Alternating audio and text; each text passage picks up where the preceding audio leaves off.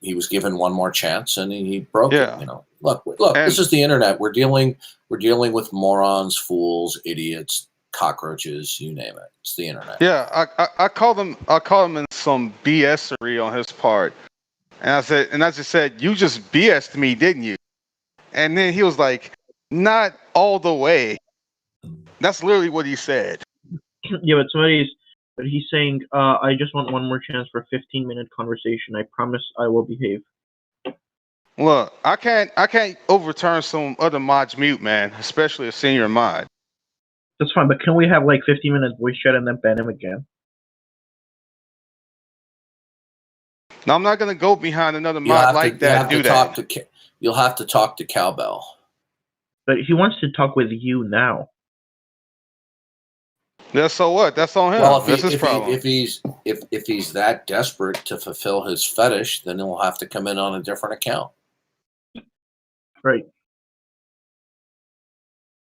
Did you catch that, Darth, that the atheists they have a list. They have this big, extensive list of people, theists and their wingman, and like you and Tom Lunk were on the list.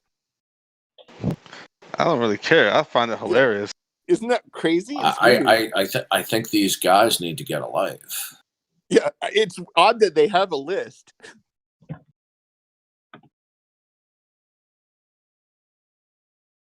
Yeah, Nick, earlier, before he went into his little BS, he said to Ezra, you're Darth Dawkins. Well, he was asking all of us, I guess, just asking everyone in the room, are you guys Darth Dawkins puppets? I said, yep. That was totally from the list. They were talking about it like for an hour yesterday.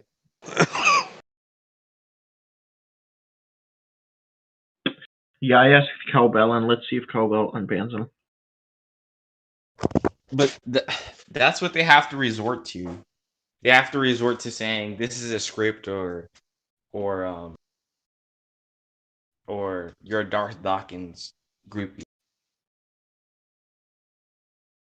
Yeah, instead of arguing the point, just say, yeah. What are they going to do about it? Not like it? They already mock us all the time anyway. What good is it going to do trying to defend? I mean, there's nothing to defend anyway. Number one, even if whether we're groupies or not, so freaking what? It has nothing to do with the argument at all. Yeah, it was odd.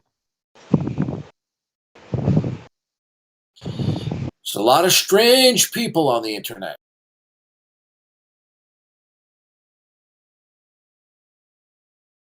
But I think there is an appropriate point in calling someone a groupie. Because there are people who literally do not and cannot think for themselves. Yeah, Canadian, aka Canadian Catholic. His sensei, Jack Inkstrike.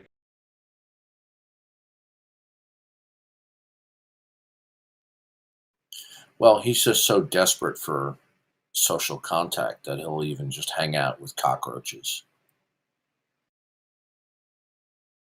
It's pretty desperate.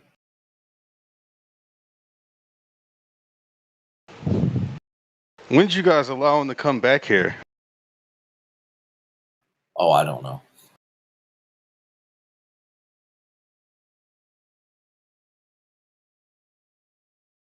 I was about ready to get rid of him earlier, but he was saying that you guys allowed him to come back, so I trusted.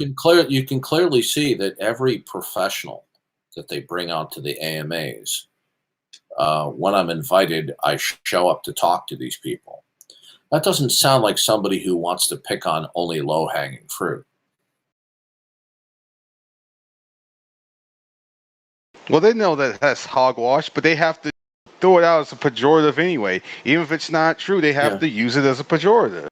Every one of their professionals where I've had the opportunity, I've showed up. Okay. Now, a couple of times they've had people on for AMA that I either wasn't online or whatever, but. And at least one of those occasions, Canadian Catholic made it impossible for you to continue with them.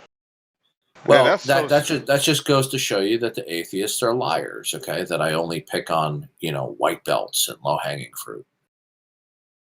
so. Otherwise, you're picking on a bunch of low hanging fruit. But when you are going after firebrands and people who are not low hanging fruit, they don't let you interact with them too long. Like you were Nope. just talking about the other day about how you were about to go in there and kill some atheists, and then they removed you. Oh, I had one of their, I forget Yeah. what his name is. He was some English guy, and from my perspective, he was cornered, and that's when it was either Dog or Detroit banned me from the server.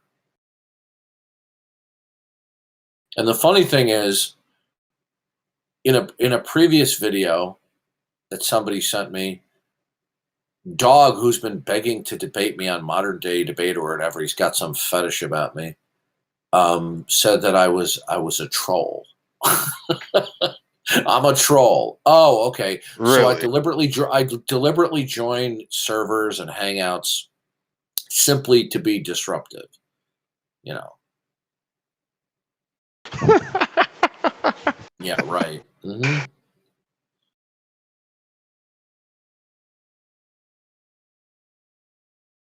He is an arrogant little scumbag. He has Dunning-Kruger at just dangerously high levels, man. I mean, this guy literally said, I just asked him a straightforward question.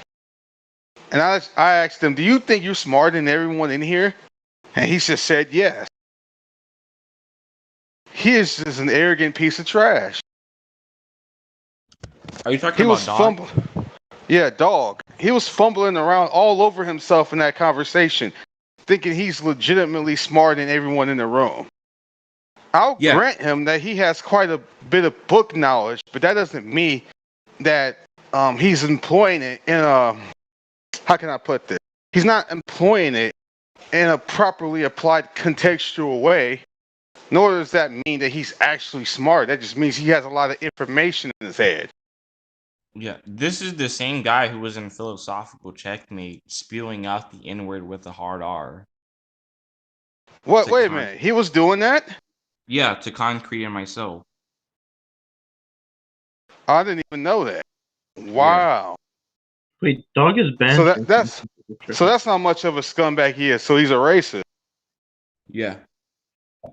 No, Oh, okay. Dog is banned from my server. And get this, I reported it to Canadian Catholic multiple times, and Canadian Catholic did nothing about it. He was like, "Yeah, I'll deal with them. I'll deal with them," and just went back to talking. I don't know what you're accusing me of. Dog is banned and has been for weeks. No, now he is. But when I reported to you that he was saying the N-word with a hard R, you weren't doing jack about it. I don't know who you are. And he was still in there weeks after.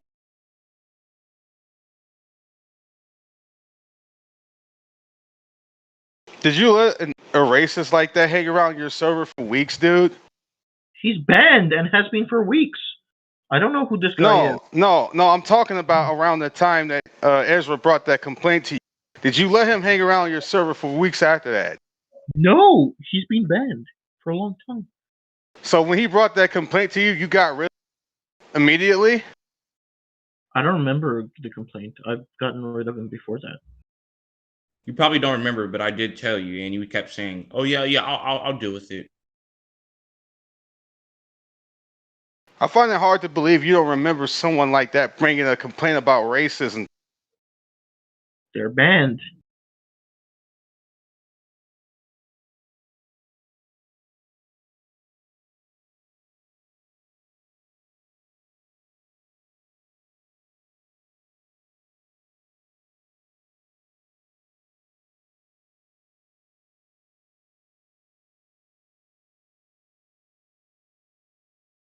Oh my gosh, where are these people? I had these atheist friends. Is that guy making another account so he can come in here? If he makes another account, I won't ban him. That Nick guy. No, he can't make another account. I don't know. Give him a chance, but okay, whatever, if you guys don't want it. He's not a bad guy. I mean, he might get testy sometimes, but he, honestly believes what he believes. This is Yeah, this he is only. somebody. This is somebody who says he likes Jack Angstreich. Okay. And that's racist. Hang out in his Yeah. suit. And he only BS'd with me over the most innocuous point that he shouldn't have BS'd over.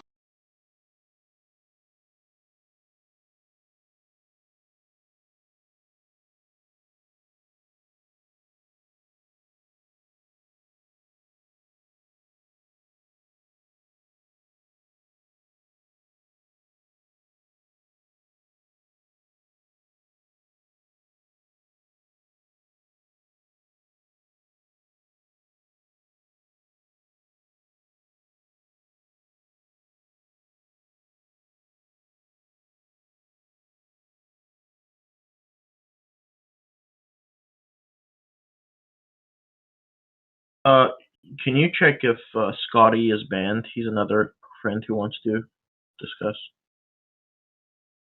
SCOTTI.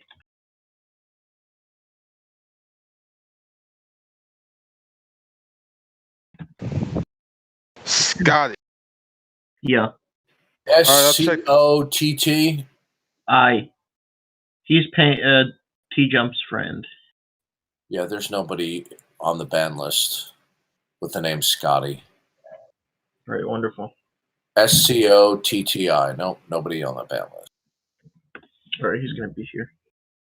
Are these guys that you're bringing up actual truth seekers, or they're just people that you're bringing here to like troll Darth? I mean, they're people I debate with, so I suppose they are.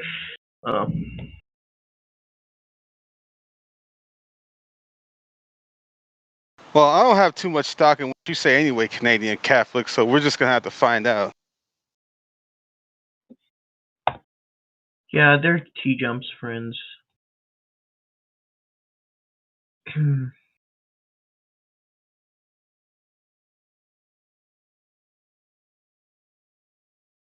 There's that guy. Oh, there's another guy.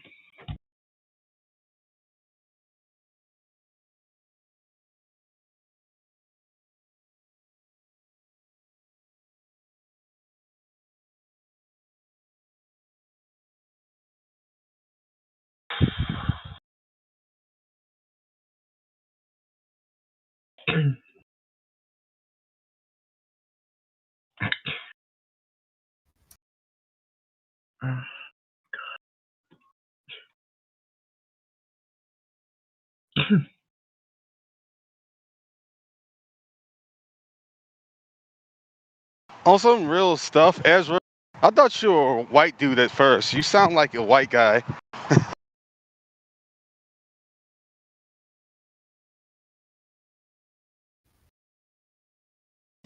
Yeah, I get that a lot.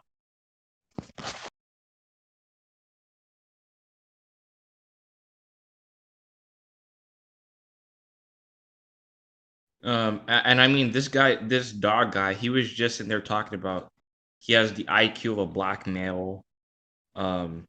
He's an inward hard R, as long as as well as concrete. Like guy's a complete racist, and Canadian Catholic did nothing about it. But that's unironic considering that it's literally Canadian Catholic.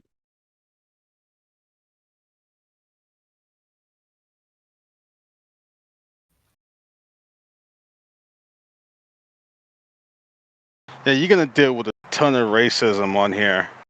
There's a lot of people who are not racist too who put those people in check, but still, all the same, you're just on the internet, man. That's just what's gonna happen.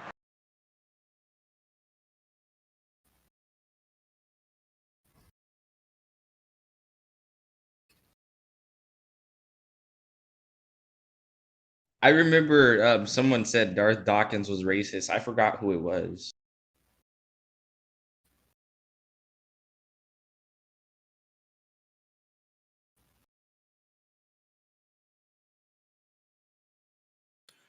What have they not accused me of? Alright, Darth, can you unban Bait? He wants to talk to you. Bait? Oh no, he's not getting it. No, yeah. How could Darth be a racist? He has black friends. Debunked. Even if Darth were to say that, they would still find some way to say that he's still racist, even though he has black friends. Now, I said that as a joke, as like a low key joke, but because they say, well, if a white guy says he has black friends, he can't be a racist or something like that. I just said that as a low key joke, but seriously, there's nothing about Darth that's racist. They've got nothing better than to repeat slander, defamation, rumors. There's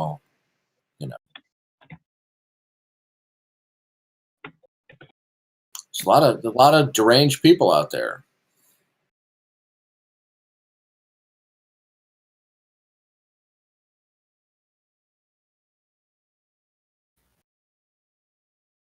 Especially on Discord. I mean, I couldn't possibly be a racist. I like Candace Owens. Come on.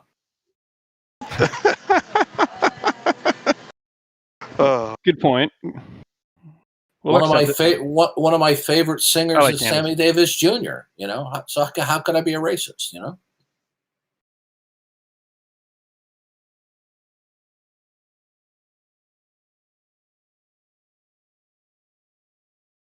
Look, if I was a racist and didn't like blacks, would I do this?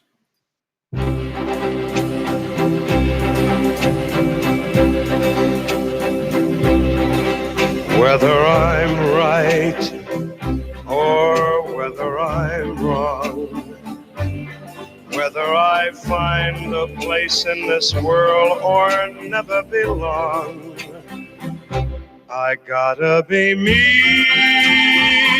I gotta be me. What else can I be but what I am? Sing it, Sammy. I want to live, not merely survive.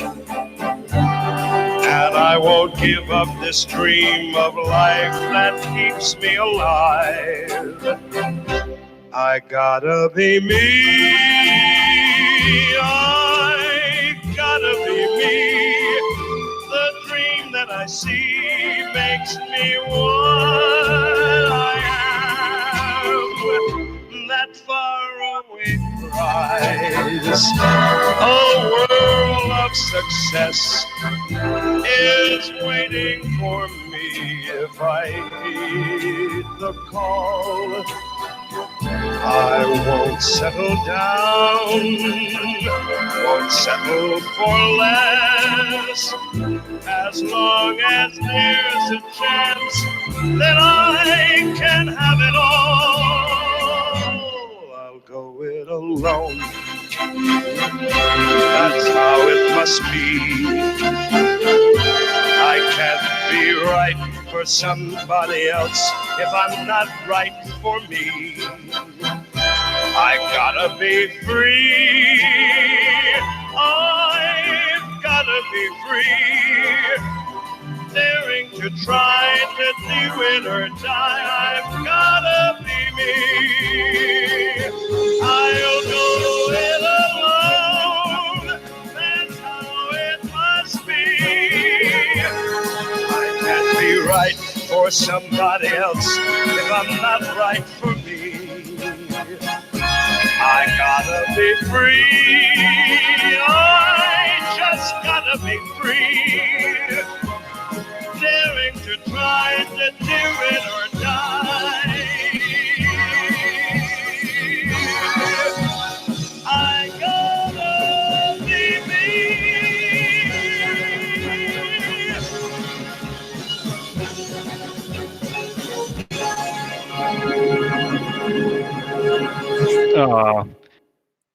Now, if I was a racist, would I have just played Sammy Davis Jr.? No.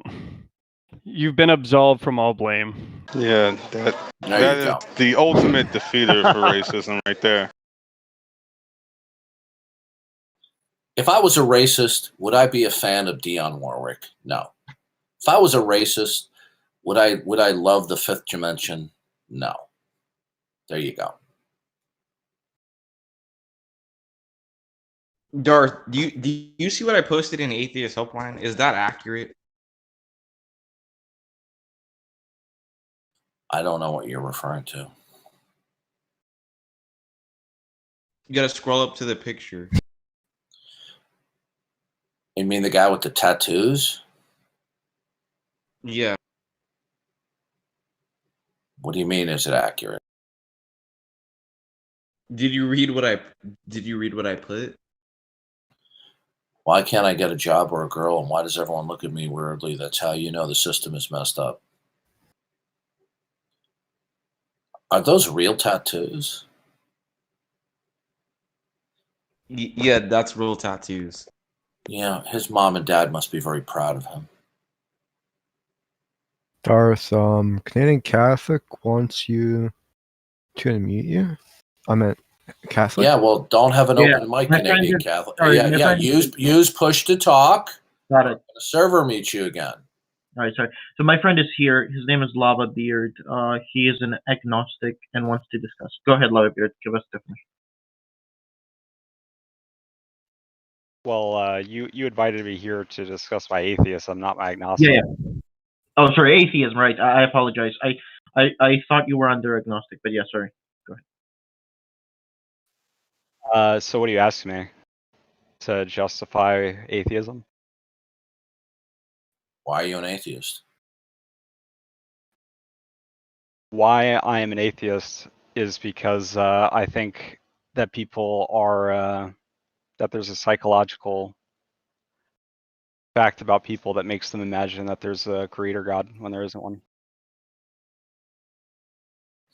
Is that it? That's the explanation, yeah. I mean, there's a bunch of supporting evidence I could go through. Well, that's a non sequitur.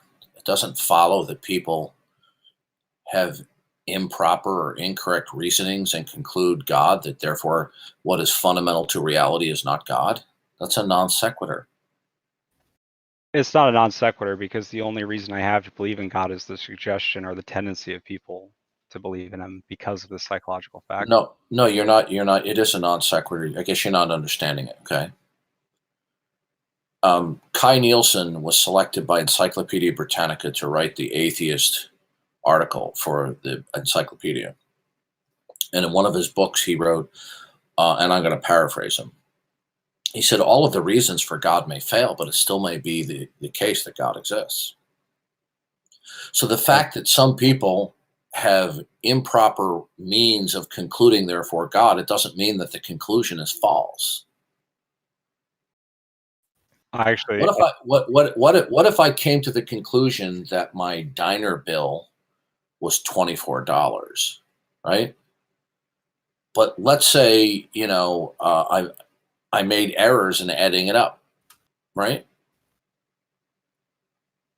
It still doesn't mean that the conclusion is false. if the only evidence we have of Okay, well, now you're changing the subject. So before we go on to a new subject, you have to realize, okay, the fact, and by the way, you haven't shown that they've used wrong reasoning to conclude there's God. You just simply asserted it, okay? Right. But I'm, just for the sake of discussion, for the sake of brevity, I'm granting you that momentarily. I don't agree with it, but I'm granting it for the sake of discussion. Even if that were true, it wouldn't follow that because human beings have faulty reasoning about anything, including God, that therefore what is fundamental to reality is not God. That's a non sequitur. Of course, it wouldn't follow. It's abductive, just based on the evidence that I can gather. So your rationale why God doesn't exist is fallacious. It's abductive. It's not fallacious. No. It's then you're not asserting that God doesn't exist then, because in abductive reasoning, what is abductive reasoning? Best explanation, right. but not a necessarily true Good. one. Well, it doesn't necessarily follow then. No, I agree with that, but I don't think that I don't think I need a necessary deductive proof to hold to have a belief about the non-existence of God. I think I can acquire that just by Well, your conclusion does not necessarily follow in the same way in your first line of reasoning that you said people faultily reasoned to the conclusion of God exists. You need something necessary to falsify God. No, I don't need to logically falsify God. So your God denial is irrational? It's yeah, you can reject it, sure. It's not something. Okay, so your claim that God does not exist is not necessarily true then? Correct, but that I think applies to anything you might claim that isn't completely abstract but relating to the world. Oh, okay. So for you, anything you say is not necessarily true then? Correct. Then why should we listen to anything you say? Because you might think that it's the best explanation. And but that's not necessarily true, is it? But that's not necessarily true. Right. Good. So that you haven't given us a reason to believe anything you say, because it's not necessarily true. I've given you a reason, but the conclusion doesn't necessarily follow. You can choose to accept it or reject it. No, but it's not. It could be wrong, right? Right. Okay. Could be. Yeah. So you're guessing. I don't think it is. Educated guess. Based upon what? I already told you about the psychological tendency of people to believe that there's again that doesn't get you to know God. You're still not getting this. You're going back to square one again. It doesn't follow that because people have inappropriate reasons for believing in God. Okay? Of course it doesn't follow, but it's a good explanation. Why do you say that? Well, it's convincing to a lot of people that don't already hold the belief. So how did you say that people inappropriately conclude God exists? Based upon what? Based upon the knowledge of the limits of their understanding. So what is their line of reasoning that is faulty, whereby they conclude that God is eternal and creator? Well, first of all, people come to this conclusion without any evidence or rational consideration because now we're getting somewhere. Okay, so when people survey the world around them, all the facts that they're acquainted with, you're acquainted with the same basic set of facts. Is that correct?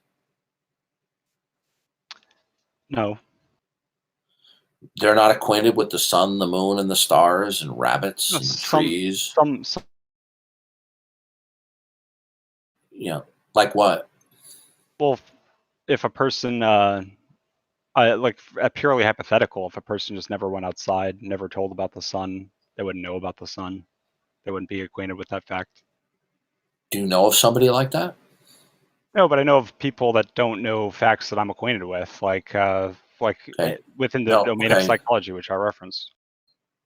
Okay. Well, here's the problem. Okay, you said that they. Well, is there one fact that they are acquainted with that you're acquainted with?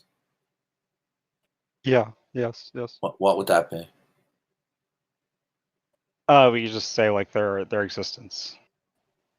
Okay, and what if they conclude that their existence compels them to believe in God? Why would that be faulty reasoning? Because there's a better explanation. And what would that be? That there is no God. And why is that better? Because we've learned all these other facts on top of just the fact of your own existence.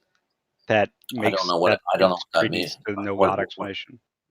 Yeah, I don't know what that esoteric mumbo jumbo means. Okay. What does that mean? So somebody that is just aware of their existence doesn't know anything about atoms and like what the physical construction of their body is. Okay, so if there are atoms, then because there are atoms, then that what is fundamental to all possibility is not God. Then something that's impersonal. It's something that lends credence to that idea. Yeah. How does the existence of atoms or subatomic particles, how are they indicative that what is fundamental and the source of all possibility is impersonal? Well, I can only give you an explanation in terms of the tendencies that people have had in relation to that idea. And so very No, early yeah, on, don't listen. Stop with the mumbo jumbo. Okay, I wasn't born yesterday. You're just giving me rhetoric here. Let's try this again. Okay, the question is very clear. It's circumspect. How is it that because there are atoms and subatomic particles, excuse me, that therefore what is fundamental to reality is impersonal? the atoms behave in a way that we would describe as impersonal. And if they completely constitute our being, Wow! then Whoa! we have an impersonal relationship to Wow! reality. Wow! Wow! I've heard some dumb stuff over the years, but that takes the cake. Okay. How does the fact that atoms are impersonal, how does that necessitate or indicate that what is fundamental to all possibility, that fundamental thing is impersonal? How does that follow that because atoms are impersonal, therefore what is fundamental to reality is impersonal? And please be specific, don't generalize. Well, I think that if atoms are impersonal, then they must come from something fundamentally impersonal. And Based that, upon what? well, based upon that, that the only things that can exist is the fundamental thing, and anything that comes You from know, it that I asked has you, additional properties I is then asked something like an you, illusion. I asked you not to be vague or ethereal. I asked you to be specific. You're not being specific at all. We can't be How does specific. how does it logically and necessarily follow? Because atoms are impersonal, therefore the source of all possibility metaphysically is impersonal. How does that follow? It And be doesn't follow. specific. Well, then your reasoning fails by your own concession. Abductive reasoning doesn't follow, but it doesn't fail necessarily. No, well then explain to me how it's the best explanation. Well, I'd have to appeal to your intuition. I'm waiting for you to explain how it's the best explanation. And by the way, what's the best explanation can change from moment to moment or from day to day or month to month or year to year. What you deem to be best.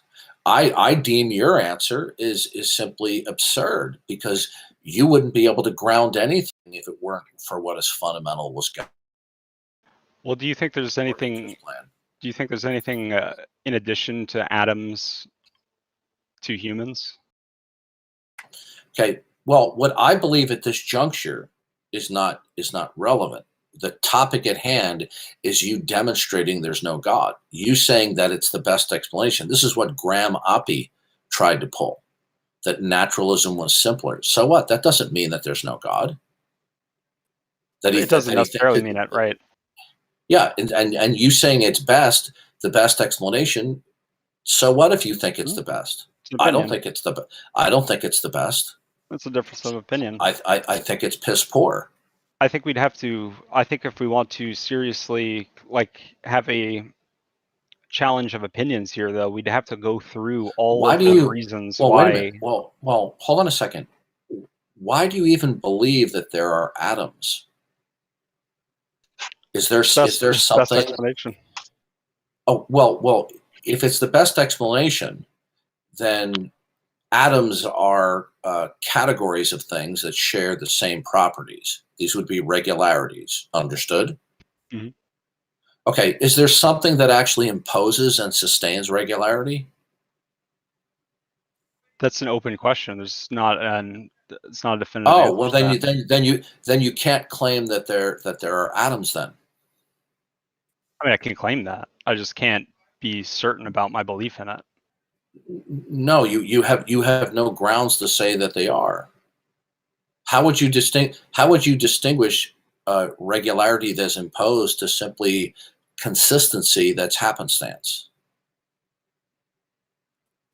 Just by intuition. That's the problem of induction. So it's not rational then. I mean, it's rational. It's not strictly deductive. It's rational. So in other words, your best explanation is to appeal to that which is fundamental and personal, but you don't have rational grounds for it. That's the best explanation? Impersonal, Darth. You misspoke. Okay, excuse me. Yeah, I'm tired. So There's you believe rational you grounds, believe but not you deductive you grounds. believe you believe that what is fundamental to all possibility is impersonal. Now, could you tell me, is anything impossible? Surely there's things that are impossible, yeah. Okay, what makes anything impossible? I wouldn't know precisely what it is. Then how do you know How anything's impossible? Well, again, it's an abductive inference just by the world around me. No, no, no, no, no, no, no, no, no. I'm asking you for rational grounds. You can sit there and say you can say till the cows come home, it's the best explanation. Well, to whom? To you? Yeah. It's the best. Is it the best? Oh, so then all you're just simply saying is this belief that I have is satisfying to me? That's all you're saying. I don't necessarily see a problem with that, right? Oh, I do. What's the problem with that? Why should I accept something because you imagine a metaphysical scenario that's pleasing to you? Why should I accept that? How is that compelling? You might not necessarily have a reason to accept it. Well, I'm asking you to. That's the whole point of the conversation, Do Sunshine. you have a reason to accept it? Yeah, but if I got into those reasons, that's not what Darth wants to talk about. He wants to talk about something that deductively follows that he would. That would be a reason. Yeah, that would be a rationale. But when you say it's the best explanation, you still haven't told us why it's the best. Because you see, when you talked about that impersonal atoms are indicative of what is fundamental is impersonal, how do you know that anything is even fundamental? Well, any explanation I give to why it's the best is necessarily going to be irrational, because I'm going to say something like, okay, so we're done here. Then we're done, because all you've simply done is you believe there's no God because you like that as an explanation. That's it. I like that as an explanation, but so do people who also are acquainted with the same facts that I am. Okay, on average, but here's the problem. In your not God world, how can anything be grounded as facts when you don't know what is fundamental or what's impossible? I mean, there's a very long history of coming to a consensus. You don't know what's impossible, do you? You don't know what's impossible, do you? I mean, I would say that, and I would know nothing with certainty as it relates. Do you? I didn't ask you. I didn't ask you about certainty or psychological confidence. Okay, what I want to know is, okay, do you know? Do you have a justification that in fact something is impossible? Yeah, of course I have a justification that some things are impossible. Good. What is it that fundamentally in reality that imposes that? Justifications don't need to be fundamentally sound. Yeah, dude, you're wasting my time and life is short. So you're saying you can have an irrational justification? This is hilarious. This is hilarious. You can have an epistemically open justification for sure. All the time we do that. Okay. Yeah, that's got science is predicated on it. That's jumbo mumbo what you just said. Okay. Now, you believe that some things are impossible. Okay. What makes anything impossible? I don't know necessarily what makes some things impossible. I know why I would say some things are No, impossible. then you don't know that anything's impossible then. You might believe it, but you don't know it. Well, here's what I think what might be a disconnect here. When you say knowledge, do you believe justified true belief? So the belief has to be justified, but also true. I would like a warrant or some type of justification for your belief. Are your beliefs arbitrary? It depends what you mean by arbitrary. All right. Bill Brown. Yeah. I'm going to kick him out. All right. So Depends all what you're you mean just by arbitrary. all yeah, well, without warrant or justification. No, it's justification. So they just aren't. They just Yeah, aren't. dude, sound. listen to me. You're a dog chasing his tail. You're wasting my time. What's a non-sound justification? I have debated 15-year-olds that are smarter than you. Well, like hey, Brown, I kick you out of here because you're okay. All right, I'm gonna kick him. All right. Yeah, you're wasting my time. You're just spewing gobbledygook, right? Okay. I mean, that was a total waste of time, right? absolute fail. That's fine. Yeah. All you're just simply saying is God doesn't exist because it's the best explanation to you. According to what? How is any state of affairs or any explanation best in a world where you don't know what imposes anything of any kind? You don't know. You have no idea what determines what is, can be, or cannot be. Do you? You're basically saying God doesn't No, exist. let him you're answer. feeling. Do you know what it is that imposes what is, can be, and cannot be? Do you know what that is? Well, I'm fond of the idea in. No, I don't want to Eastern hear what you're philosophy. fond. Listen to me. I'm not interested in what you're fond of. I'm getting irritated now because I know that you know that you know that I know that you're bullshitting me. You're wasting my time. I mean, this is one of the most terrible defenses I've ever heard. I mean, there are 15-year-olds who reason better than you do. Hopefully, you're not, out of your teens. That would be embarrassing.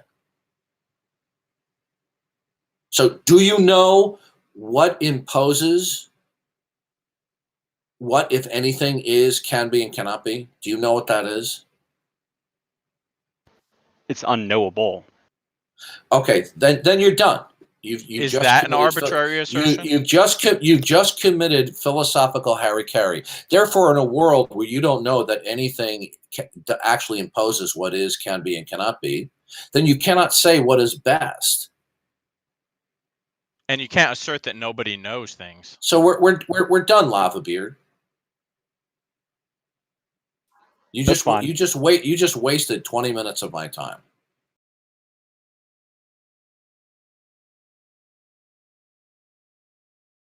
I mean, the real reason is because you don't want there to be a God. So you just concoct this garbage. You don't live by that.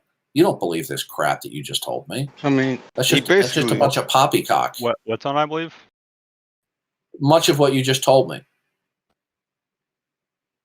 What about he basically said God doesn't exist because of.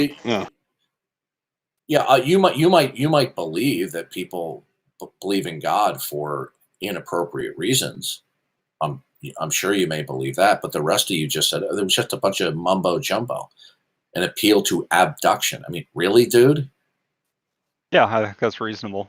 Well, in a world where nothing's impossible, you can't say one proposition is reasonable versus its negation, can you? Some things are impossible. Based upon what? We can't know why. Okay, we're done. We're done. You just shot yourself in the head philosophically. We're done. Now, either you're very dumb or you're completely intellectually deceitful, okay? If you don't know what, if anything at all, imposes impossibility, then you cannot say a proposition is reasonable as opposed to its negation is not. Do you understand how I've just dropped a nuke on your position? I'm comfortable with it because of ad populum. Okay, bye. You're a troll now. See you later.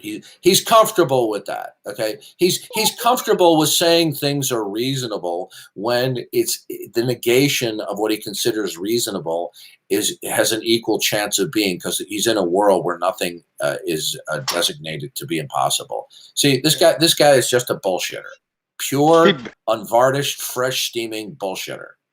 I mean, he basically said God doesn't exist because of his feelings and then tried to cloak it as the best explanation. Nothing is the best explanation, okay? In a world where nothing imposes, in a world where nothing is designated to impose what is, can be, or cannot be, then you can't talk about what's reasonable. Everything, right? Why would one proposition have greater value over its negation? Based upon what? In a world where nothing's impossible, you couldn't have appealed to a best explanation because all propositions would be of equal value, right? He just admitted that he cannot designate if or what anything actually imposes. He believes some things are impossible, but he doesn't know what that is. Okay. And he starts off saying, well, Christians, people believe in God. He didn't say Christians. He said people believe in God. They use faulty reasoning. Well, guess what? Guess what we exposed that he was doing? He's want to say that, well, certain propositions can be deemed best through abduction. Well, in a world where nothing can be defended to be impossible, there is no best or worse. All propositions would be equal. So there couldn't be any best or better, or for that matter, worse.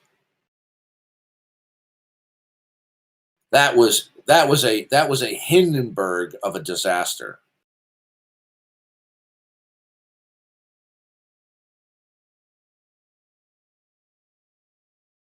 You know what? It never ceases to amaze me. These guys keep coming to you. I'm sure they know who you are, but they keep coming to you with the same regurgitated weak arguments. And it wasn't even, look, you're being too generous. It wasn't even weak. It was patently absurd. I guess that's a better way of describing it. But it just reveals to me over and over again the real reason why they even bothered to even get into these discussions in the first place is because of their pride. They don't really give a crap about whether or not God exists. So most of these people are involved in these discussions. Not all of them, but most of them seem to strike me as just they want to try to be the one man who's destroyed Darth Dawkins. Submitted for your approval. Coming to a theater near you. The one man who can take down Darth Dawkins. In a world plagued with philosophy and rational thinking, one man stands alone to destroy Darth Dawkins. That's what it is. Yeah, the movie is called The One Man. Yeah. Well, you know what? I guess they're trying to come up with this new movie line because they've heard of this other new movie that's coming out. Would you like to hear the intro trailer to the new movie? Oh, yeah. And here we go.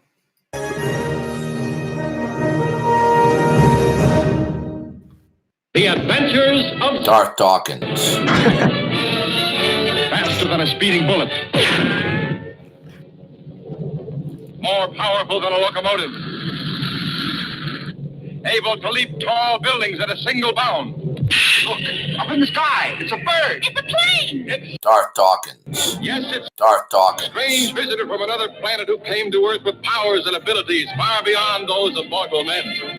Darth Dawkins. Who can change the course of mighty rivers, bend steel in his bare hands, and who, disguised as Clark Kent, mild-mannered reporter for a great metropolitan newspaper, fights a never-ending battle for truth, justice, and the American way.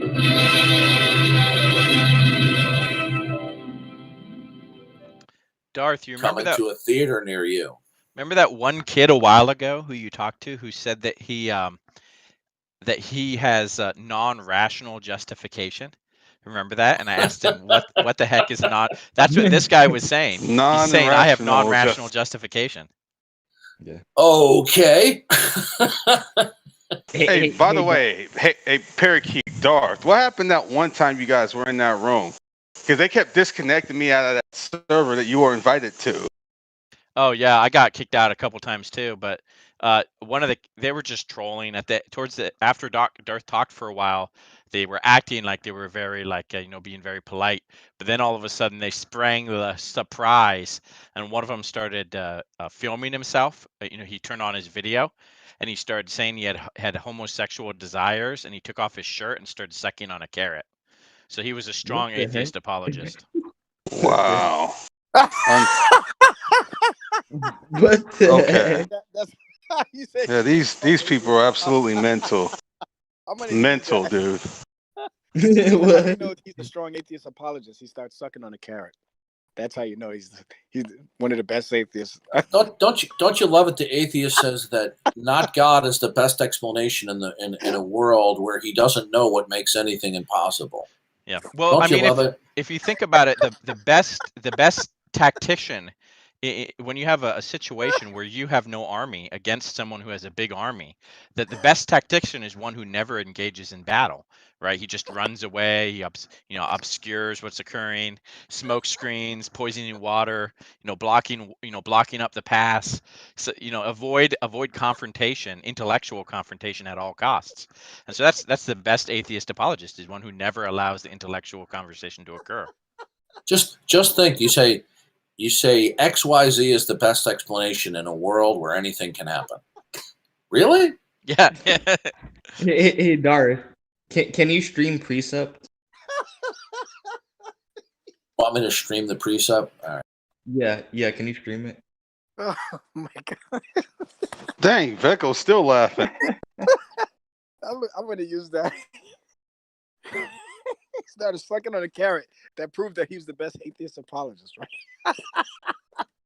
Oh. Hey, Parakeet, you know how we always talk about a regime of validity? Oh yeah. Yeah. So Darth Vecco and myself, we were all actually there when the original guy said that. Yeah. This dude named Wolf King from Google Hangout. That's right. That's who it was. Yeah. I watched the recording. Yeah. Yeah. Yeah. This is a guy who's a self-proclaimed pothead and likes young teenage male homosexuals. Yeah, and a Satanist. He professed to be a Satanist. Yeah. Okay. Without further ado, Will would like me to play this Darth Dawkins parody. What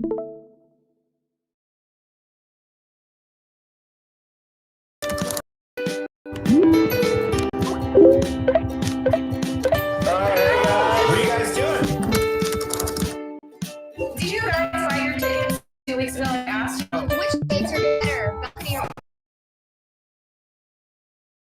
Hey, choose your buddy. Who is that? I just tried to hang up on him. Get rid of the person? I don't know. It's probably a glitch. Well, the glitch was tight. Right now, who's doing this?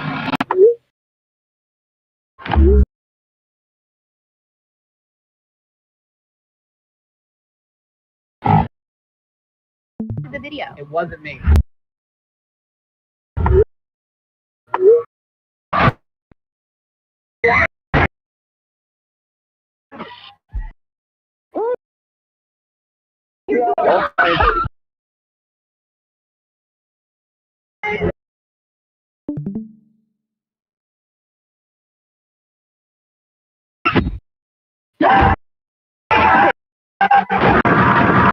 Yo, I think you're cutting out pretty bad.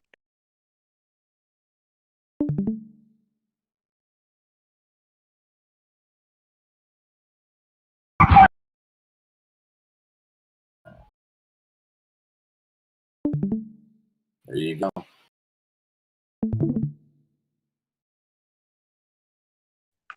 The Leaf Relief Duo.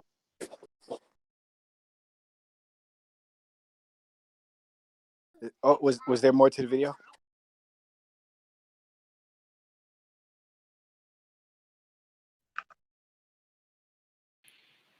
Well, did the video play? You're just cutting out pretty bad. Oh, okay. Well, I'm not going to do it again. It wasn't that fun. The name of it is the Precept trailer. Yeah, it's not that funny. Wait, Darth, The Darth Dawkins Christmas songs is better. Yeah, another one of my friends. Yeah, I love that one. Another one of my friends wants to discuss with you. You know, the problem with homosexuals is the God made them female. The Bible is very clear. Don't be queer. Don't be queer. That's my favorite. You got to admit, whoever did that, they put a lot of effort into it, and they pulled it off. That really sounded like you, man. It really did.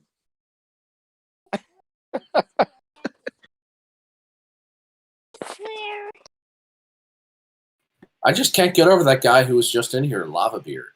God doesn't exist because it's the best explanation in a world where nothing's impossible, and he doesn't know why anything is. He's here. Okay, great. Here's one of my friends. Holy fuck, that's a lot of people. Wait, Dan Man, go ahead. Discuss give a definition of your atheism and why you're one. Can everyone hear me? All right. Yep. Loud and clear. You're live from the Apollo Theater. Go ahead. All right then.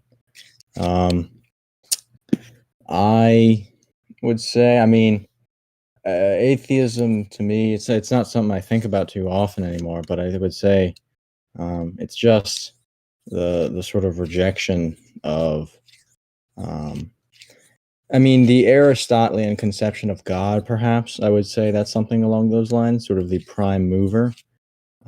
Any sort of Thomistic conception of God, any sort of conception of God along those Aristotelian, neo-Aristotelian Thomistic lines. Did you take your Adderall today? No. Okay, it's fucking Darth Dawkins, bro. You need to focus because we don't know what the hell you're talking about. All right, so there are two sort of related conceptions of God from Aristotle and St. Thomas Aquinas. They're both okay. Well, are you an atheist?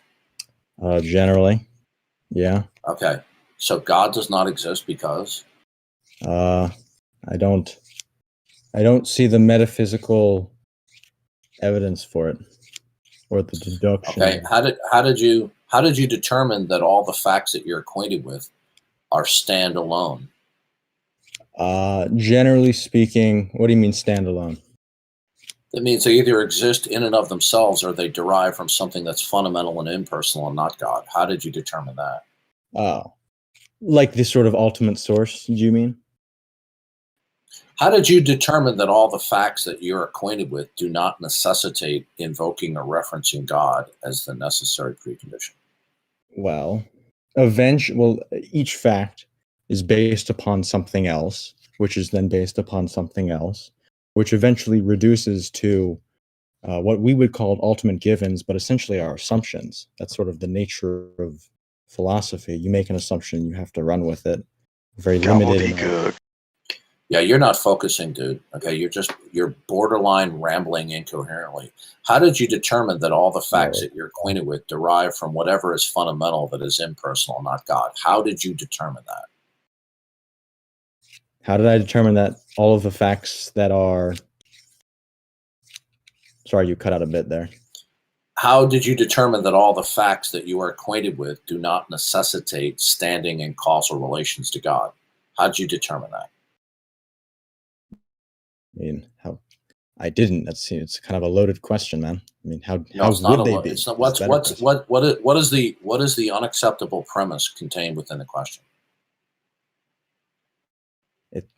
The question is that it presumes that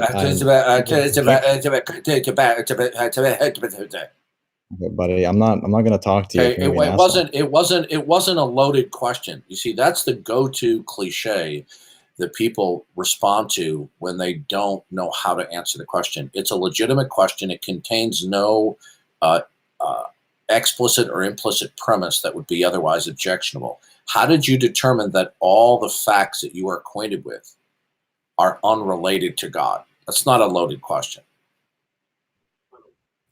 Because I do not have the reasoning that I believe that the facts that I know are unrelated to God is because I do not see sufficient justification for them to be related to God. So therefore, that's just a restatement of the same claim. Okay, but well, not necessarily. No, necessarily. Okay, do you understand that we can take a proposition and we can express it in one or more statements that contain the same proposition? And that's exactly what you've done. You simply reworded the proposition into a different statement, but they both contain the same statement. This is extremely listen. This is extremely common among atheists who make this error. Okay. So how did you determine that all facts don't necessitate God? How did you determine that? How did I determine that all facts do not necessitate God? I would say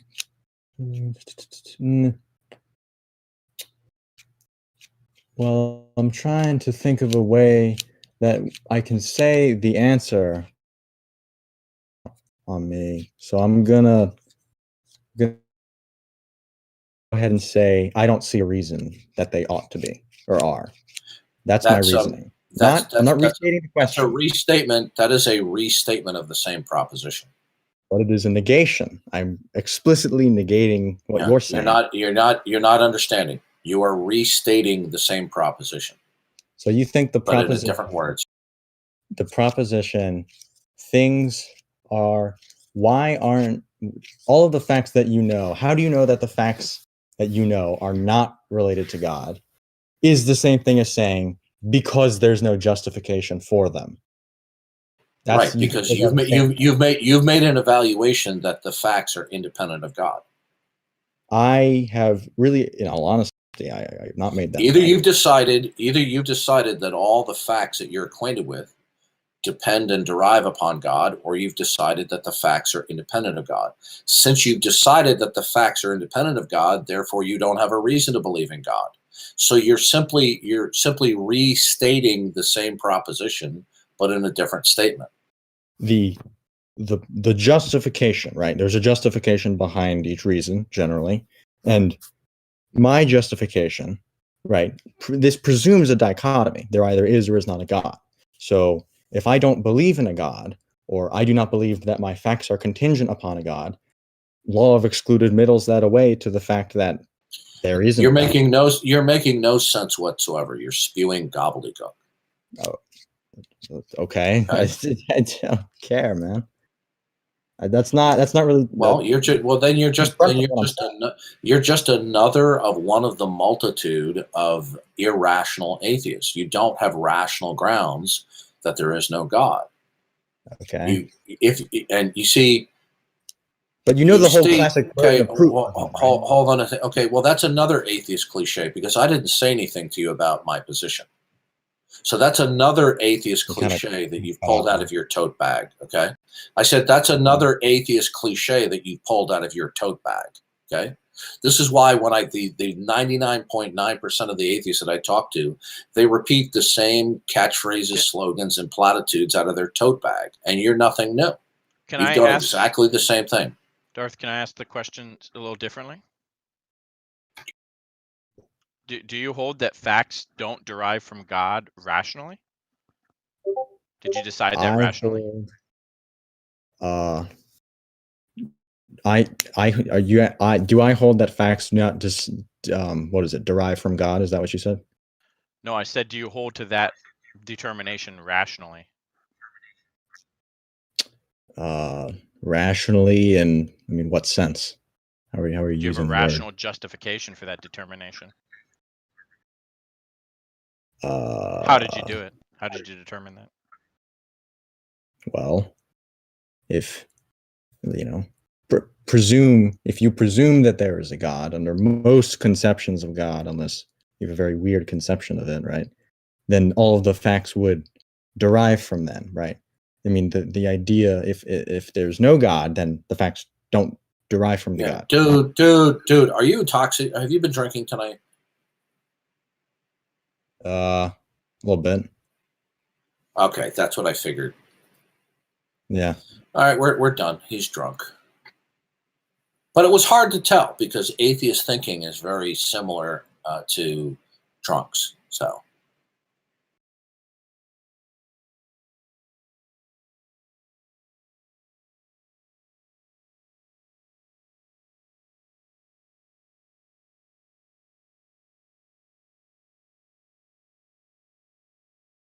So we have an incoherent guy who believes that God's the best explanation, even though he can't say why. Why aren't we surprised that people who have guilty consciences toward God don't want there to be a God?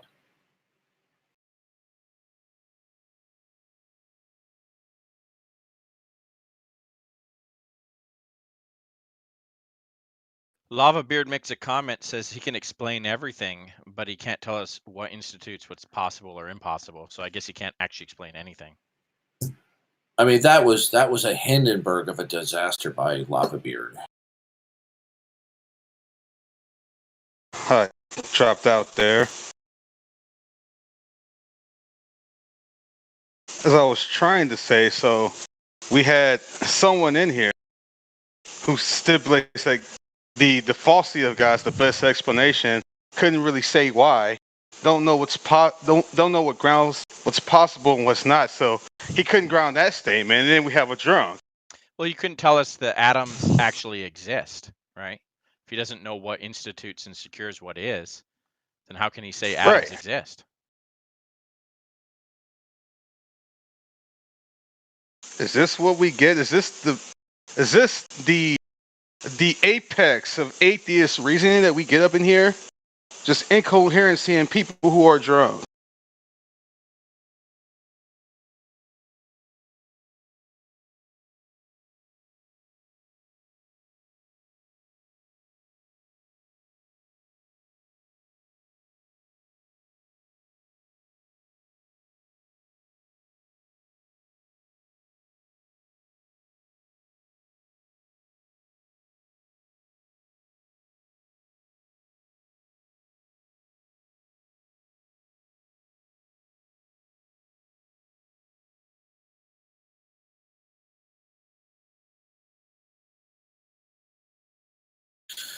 All right, let's see if we have any live knuckle dragging atheist show. Canadian, do you got any better atheists than this, dude? What do you want? I tried to bring my friends in. And this is the best you have? Oh no, I have others, but wait, I'll be back.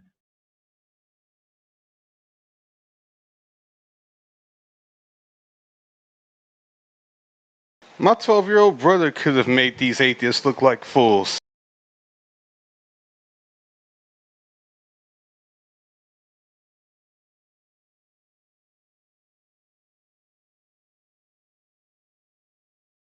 Hey, is David Lee Roth, what's his name, Jack Angstrike? No, that's Canadian Catholic. Oh, okay. This is a pseudonym. Canadian Catholic is I saw Jack. Yeah. Go ahead. Sorry. Yeah, go ahead. No, I'm sorry. Go ahead. No, it's all right. Go ahead, sir. No, I saw Jack Angstrike use that name. That's why I was asking. So. Oh no, I'm sorry. I misunderstood you. Canadian Catholic is David Lee Roth. Jack Angstrike is Jason Lee Scott. Oh, okay. Now I get it. Cool.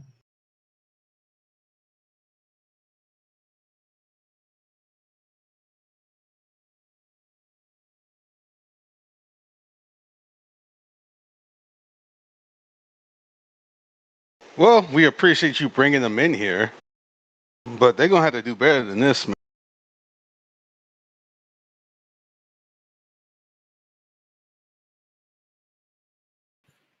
Did you see how the prosecution is changing its tune now in the George Floyd case?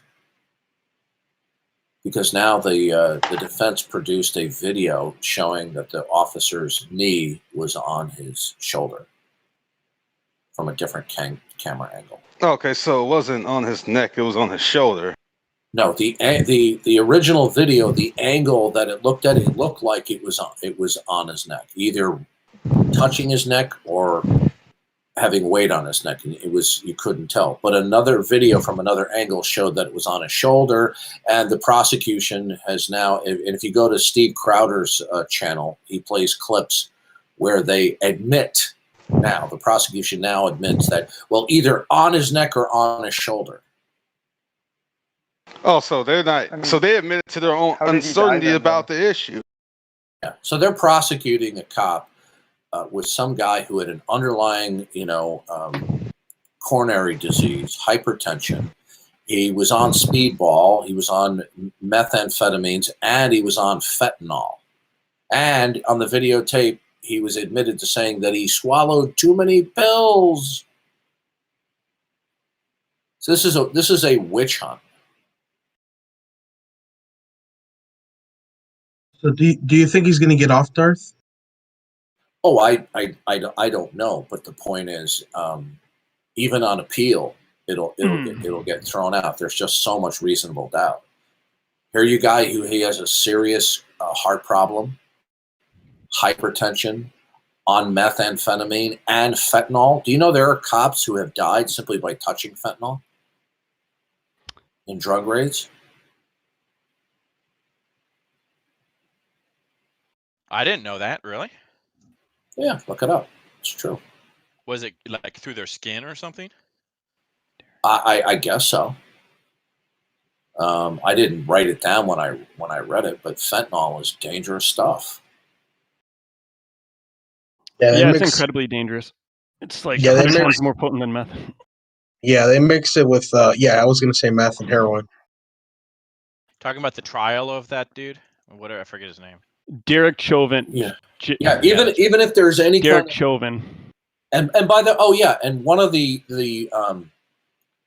police chief, who was black, testified that it was against protocol to do what the cop did. Okay, to put your knee on the neck. But then another police officer who's actively involved in training, what is it? Is it I can't remember. Is it Minneapolis, Minnesota? I'm from Minnesota. The guy who trains the police officers, he said, no, that's one of the techniques that they're taught to subdue somebody. Oh yeah, totally. It is. I was watching it on the Daily Wire. I think it was on Shapiro's show. They were going over that. But yeah, that's standard. So police it's practice. over. It's over. There's overwhelming reasonable doubt here, right? And even if there is any kind of a conviction, it's going to be overturned because of the reasonable doubt. And do you guys notice that the established media right now it's basically a damned if you do, damned if you don't. They're already setting up the narrative that if he gets they're convicted, whores. The news media, they're all whores. They're not the news anymore. These are the propaganda outlets. Yep. And guess what? We don't need them anymore. Guess what? We don't need these people anymore. We have the interweb. Okay. We don't. And that's what they're afraid of. Well, I mean, they're trying to shut down that. That's why big tech is going after right? conservatives. Trump moves over to what was it? I forget where he went, but they shut that down too. Well, Mike Lindell is starting a social network. He's worth a couple $100 million. Trump is going to be starting his own social network that will combine, or so I've heard, the features of YouTube and Twitter.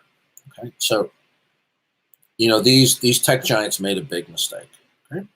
Well, I mean, I view this as their first step, right? They want to purge conservatives off of social media, but their ultimate goal is to purge them off the internet and eventually out of society, right? So this is just step one. We'll see if we can stay on the internet under any different platforms. They want it to be a one-party system, and that's basically what they're pushing. It's going to be a lose-lose situation because they're already setting up the narrative where if, let's say, Chauvin gets convicted, they're going to say, okay, good, it's because he was a racist. And if he doesn't get convicted, they're already, I've seen many interviews, they're already pretty much preparing to riot. They're saying, if for whatever reason he doesn't get convicted, there's going to be hell to pay. I've watched quite a few interviews and stuff, and the far left is already pretty much prepared. It's going to be like a fucking lose-lose situation.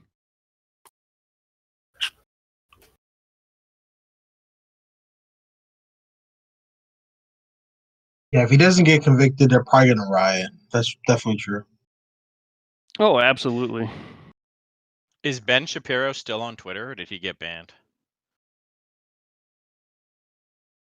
Anyone know? I don't have Twitter. I think he's still on Twitter. I think he's still there, as far as I remember. What are you guys talking about? But if he's still there, he won't be there for long. No, they're banning tons of people. Oh yeah. Yeah, we're talking about the Derek Chauvin trial going on with George Floyd and just everything that's been going on.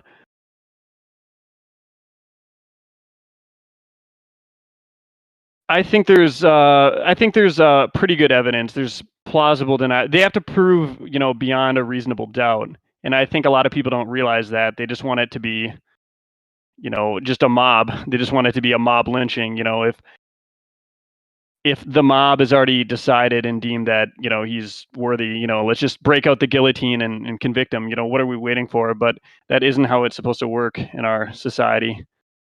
They need to be able to prove beyond reasonable doubt. And it seems like there's plenty of reasonable doubt. The guy was on very, very high on a mixture of opioids and meth. And also, even in the police practice, it seems to be, like what Darth was saying, it seems to be common police practice. And also they were showing, I think there was another angle of the video that he wasn't, I know one of the parts was that he was applying his knee pressure on his neck. And I think another angle was showing it was actually more on his shoulder. So I don't know if anybody knows anything about that. But Well, the autopsy showed there was no bruising of any kind on his neck, even in the yes, that's what it was. Okay. Yeah, and the thing is, they don't care about the truth. They only care about one particular narrative. And come hell or high water, they're gonna make sure. Yeah, come hell or high water, they're gonna make sure that narrative is played out, regardless of the facts.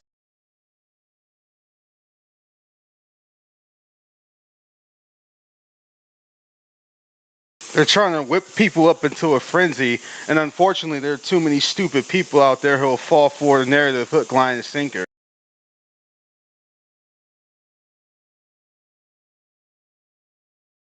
They're called useful idiots.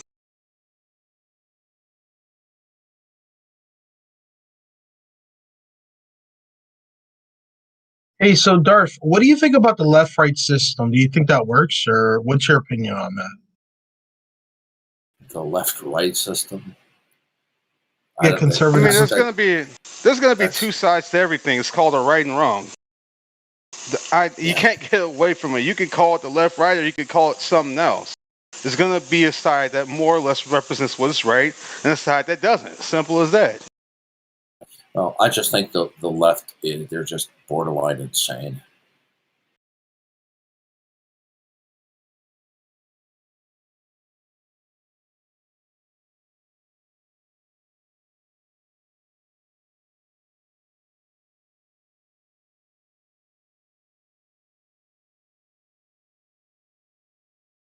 But unfortunately, there seem to be an increasing amount of turncoat Republicans that have almost made both sides indistinguishable from one another.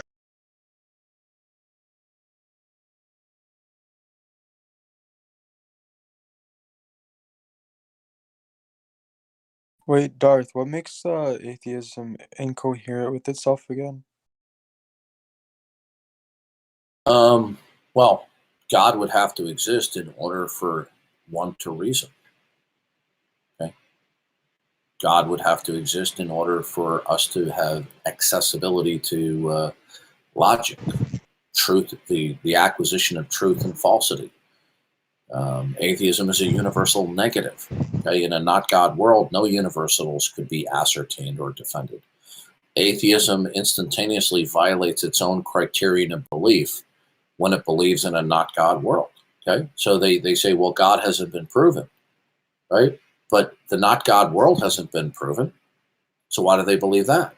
So they're believing in the converse or the negation without it being proven. Right? I mean, I could go on and on and on.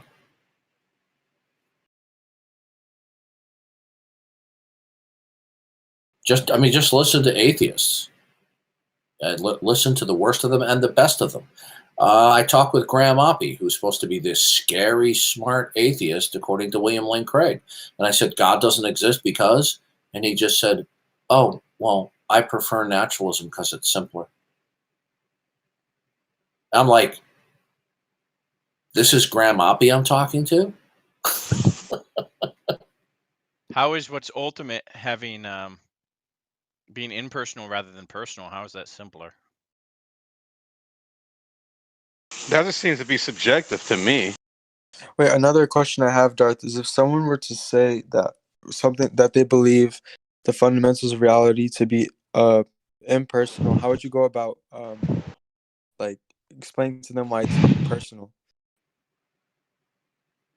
Well, because you couldn't be a personal being if what is fundamental wasn't personal and created this world and endowed and imbued you to be like it is. On on what grounds could you claim that you are a rational being?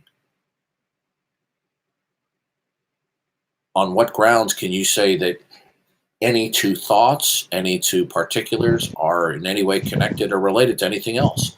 What would impose the unity among the diversity? Yeah, it's easy to connect the dots with personhood leading to more personhood, personal leading to personal. How would you connect the dots leading from the impersonal to the personal?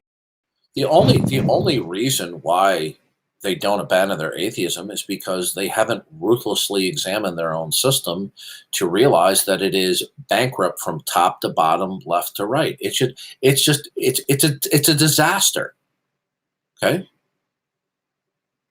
The very things that they claim to stand on, they don't follow. So, for example, I talked with Massimo Pallucci, who has 2 earned PhDs, one in biology and one in the philosophy of science, and he's an atheist firebrand and defender of atheism, right? I said, so how is it that God doesn't exist? He goes, well, I don't have a reason to believe in God. I said, what's your reason to believe that what is fundamental is impersonal? You want to know what his genius answer was? Well, I don't have a reason to believe in God. I said, yeah, well, I already heard that. So what's your reason to believe that what's fundamental is impersonal? And then he had a hissy fit and wanted to get rid of me. This guy has 2 earned PhDs. He couldn't take the heat of 4 minutes of questioning. An actual answer would be something like, when I look at the word, I don't see how it's connected to something personal, and this is why. Yeah, that would be a coherent answer. Yeah, go ahead. Everything they say, they're bluffing. Anything they say. Okay? Say, oh, well, there's no evidence for God. Okay, how'd you determine that? And then they'll just repeat the same claim in different words, thinking that they've made a defense of the statement there is no evidence for God, when all they've done is repeat the same proposition, but in different words.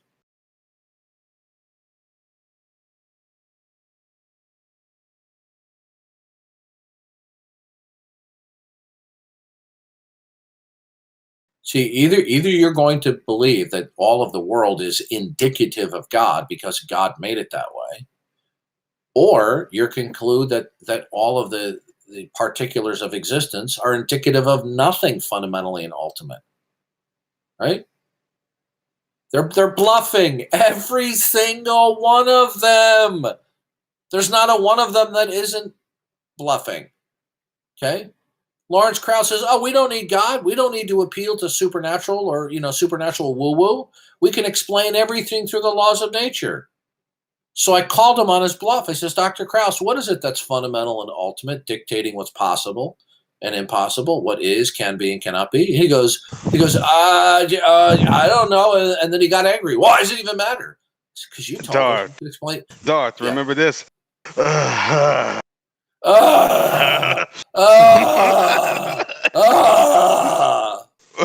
Here, let's play that. That's good. Let me pull that up.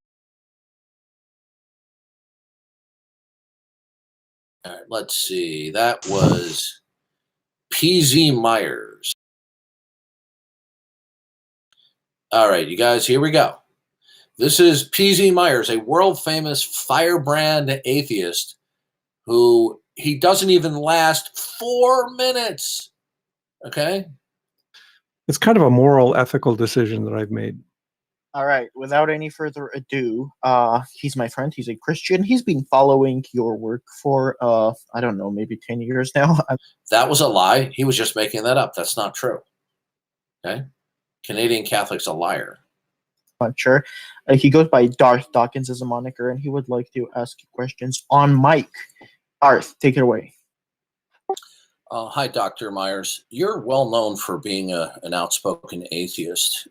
Is your atheism the kind that you deny the existence of God, or is your atheism one where you're just unconvinced and you're neutral? Oh, it's somewhere in between those two. Yeah, there is no in between. Oh, it's somewhere in between. It's like he's about ready to break into a jingle, There's a reason why a lot of these atheists have terrible thinking. If some of the leading atheists like this guy are talking like that, it's no wonder so many of their followers are dumb. We should just play some music to that. Oh, it's somewhere in between.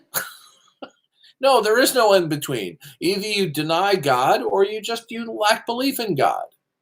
I will deny the existence of any of the deities that have been proposed because. Gee, Dr. Myers, I didn't ask you that question. Okay? I ask you whether you believe there is no God, period, or you just lack belief. But he's answering a question I didn't ask.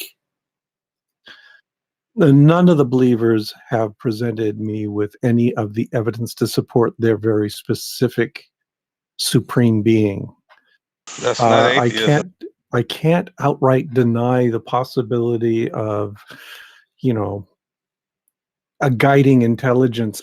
Oh, so you're an atheist. You've called yourself an atheist, and for a couple of 100 years, that has designated the falsity of God. And you call yourself an atheist, but you're not asserting that there's not a God, a guiding intelligence. I mean, really? Really? Out there.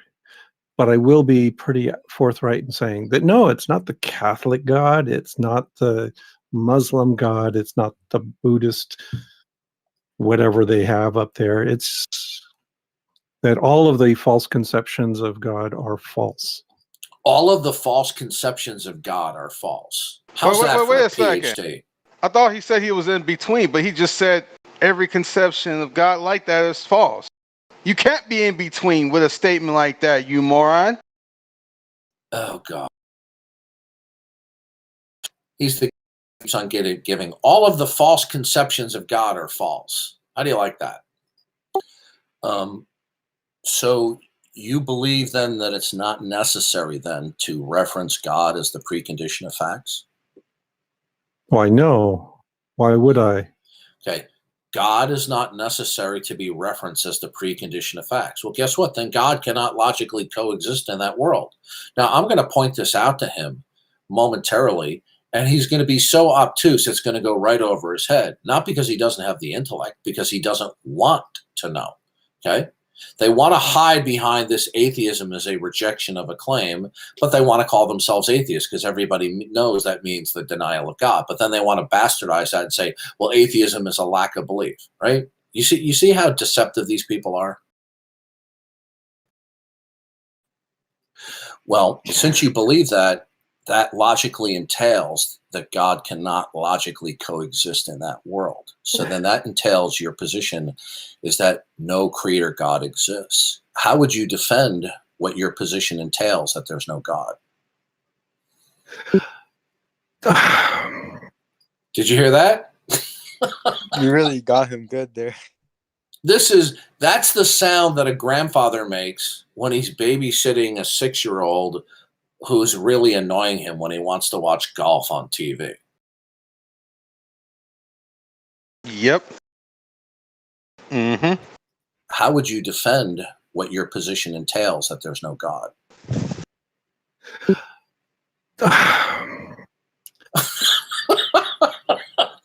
He can't even control himself on the microphone from being what's the word? Exacerbated. Exasperated, I guess. Exasperated. No, the way I would or another word you could say is aggravated. That too, yeah. It is to first of all point out the whole question is sophistry. No, it's not sophistry. It's a legitimate question. Now, what was the question that I asked him, right? I said, do you believe that it's necessary to reference God as the necessary precondition of all facts? How is that a trick question? How is that a loaded question? It's not. It's not sophistry. Sophistry is posing cleverly sounding arguments that are actually fallacious, okay? Mm-hmm. So it's not sophistry. And in fact, his labeling my legitimate philosophical question as sophistry is actually an act of sophistry. You impugn somebody else's position when there's nothing to impugn. So he's actually being a sophist. Yeah, he's projecting. Yeah. I've heard this kind of reasoning before, and it's usually somebody who has talked themselves into some very narrow definition of how the universe must work. Okay, that's neither here nor there. Just answer the simple question, Dr. Myers. You're a big bad, atheist, so why can't you answer the question? And But think it's hold on entirely a second. He said all false conceptions of God are false. That presupposes to say that they're false must mean that there's only a certain way the universe work for that to be the case. So that's narrow, you moron. Yeah. No, what he means is when he says they're false, it means he doesn't believe in them. Yeah. logical how things must be resolved. And so no, I don't find that convincing at all. I don't find it even very interesting. What did I say specifically that was sophistry? Okay. What did I say that was specifically sophistry? Now, is he going, okay, does anybody want to take bets? Is he going to be specific? He's gonna ride over the question. Is he going to delineate what I said as sophistry, or is he going to be a sophist and just generalize? Let's find out. The whole thing. Could you be specific? Well, you said that you believe that it's not the whole point. The Can I whole point finish? you're making. Okay, go ahead. You asked me, but I'll let you finish. Go ahead. You told me that you believe that it's not necessary to reference God as the precondition of all facts, right? That correct. Logically and necessarily entails the falsity of the existence of God. God cannot. No, it does not. Yes, it does. Okay. If you believe that God is not necessary, then God logically cannot coexist. Okay. God, by definition, is the basis and source of all possibility. Therefore, all facts would necessitate referencing God. If facts do not necessitate referencing God, then God cannot logically coexist in that world. So who's the sophist now? No, it does not. I will explain to you why it does. Okay. God cannot logically coexist. Did you hear that? Did you hear the groaning? Right? Yeah, he's basically like, I'm arrogant, the one who's the teacher here. This super arrogant atheist, okay, this snooty, arrogant, prideful atheist doesn't even want to listen to somebody who disagrees. Here, let me play that back. Listen to his groaning.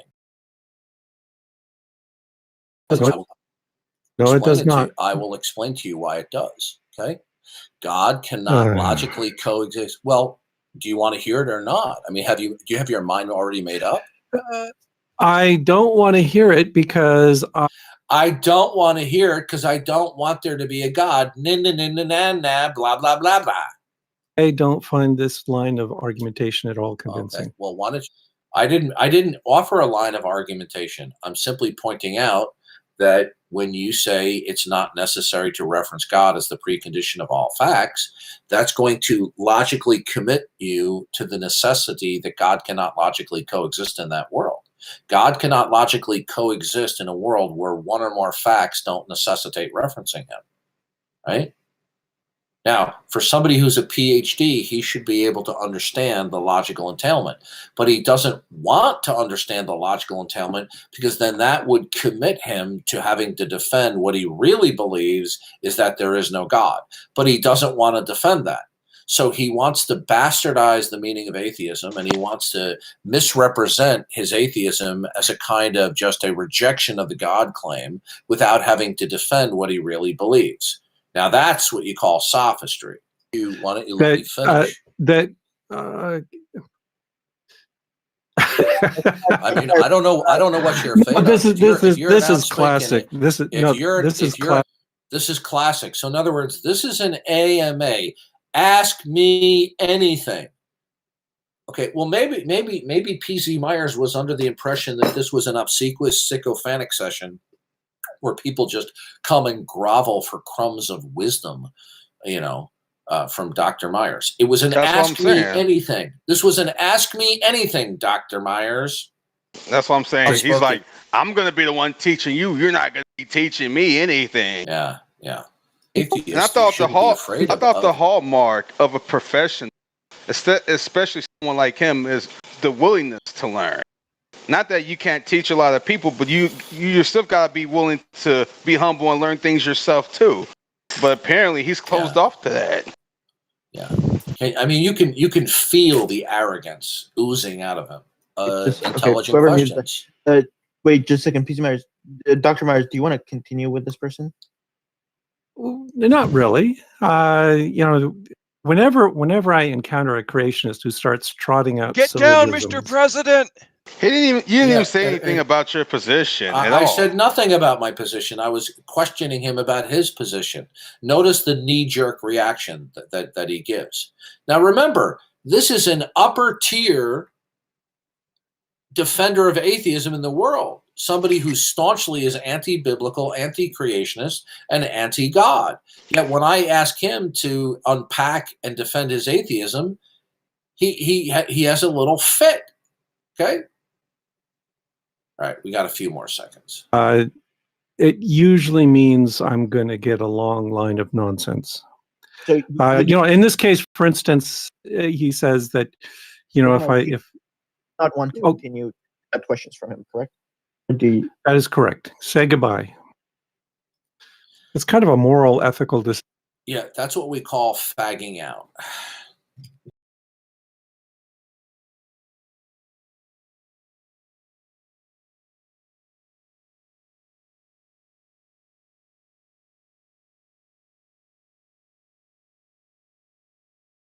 How dare you tell me I'm wrong? I am the great PZ Myers.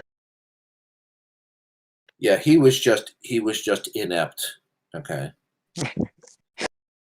His answer was,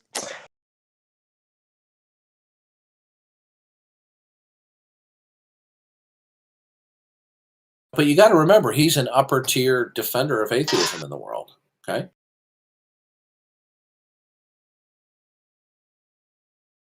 And atheists wonder why we what was I gonna say? Why we beat this drum so much, or how arrogant they are. That's exactly why. When we prep like that, that's exactly why we beat the drum all day long on how arrogant atheists are. How they need to be put in their place.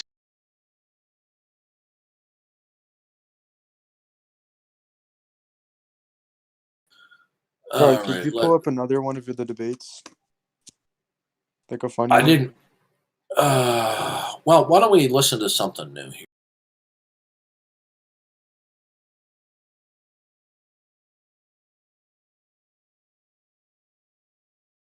Give me a second.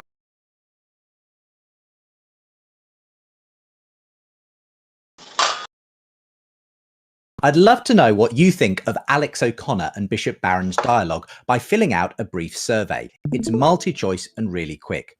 Plus, we've an exclusive Barron debating the Trinity. You'll receive it by simply subscribing to our newsletter at The Big Conversation. Thank you. I agree with you when I'm becoming a Catholic. It's years later. Now, I don't know how long I'm going to listen to this, but we'll give Wait, it. Darth, I have a question. Yeah, I was go ahead. talking with an atheist earlier. Not atheist, I think it was agnostic. And he said, how They're atheists. What happened? Agnostics are closet atheists. Okay. Okay, that's good to know. They just want to they deny God. They don't positively believe in God. Consequently, they believe in the independence of facts, but they won't assert that they know that there's no God. But they're still atheists, okay? Because if you don't positively believe in God, then you're believing in the independence of facts from God. That's true. So, Never thought about that. Anyways, so he was saying how am I 100% sure that God is real, because there's still a possibility that God can't be real, so therefore you can't really prove 100% that God is real. I don't use that kind of language 100% certain, okay? When we talk about knowledge and belief, it's on a spectrum. No, he's saying that the person questioning him asserted that that you can't know 100%. So how does he know that? Does he know There's what a grounds? possibility. Okay. Does he that know God what exists. grounds for possibility? Okay, so what he's saying is you cannot know that there's a God. So then what you need to do after he makes that statement is are you a Christian? Yeah. Okay. Well, we always reason from the revelation of God. We never surrender the revelation of God. Okay. We're not neutral. They're not neutral. They're not going to surrender. They're neutral. Now, when I say that we don't surrender the revelation of God, that doesn't mean that you have to explicitly state it at every given moment. But you can ask questions based upon their assertions that are derived from the revelation of God. So God has revealed that he has revealed himself through all of creation. Ever since the beginning of the creation of the world, God's eternal powers have been clearly seen through what has been made, so that men are without excuse. So when they say that we can't know, that is the equivalent of him saying that all of the facts that he knows of do not necessitate referencing God. They don't. They are not He also, indicative of God. from what you said, he also said that it's possible that God does not exist. Well, where does he get off asserting what's possible and not possible? Yeah. Where does he get off asserting that? What is it that That's constitutes right. security? That's what I was What's asking. possible and You what's have to not? know. You have to know what is fundamental and ultimate that would then institute and secure what's possible and impossible to even talk about possibility. And when he asserts that Is he's it- misconceptualizing God as a creature, that God Yeah. is subject to some greater thing that institutes what's possible and impossible. Is it possible for the universe itself to prescribe what's possible and impossible? How would you No. do that? Well, Well, first of all, the universe No, would be it's not, because God does. okay. Well, yeah. First and foremost, God has revealed that He is what is singularly ultimate and fundamental, a mind that's created this world.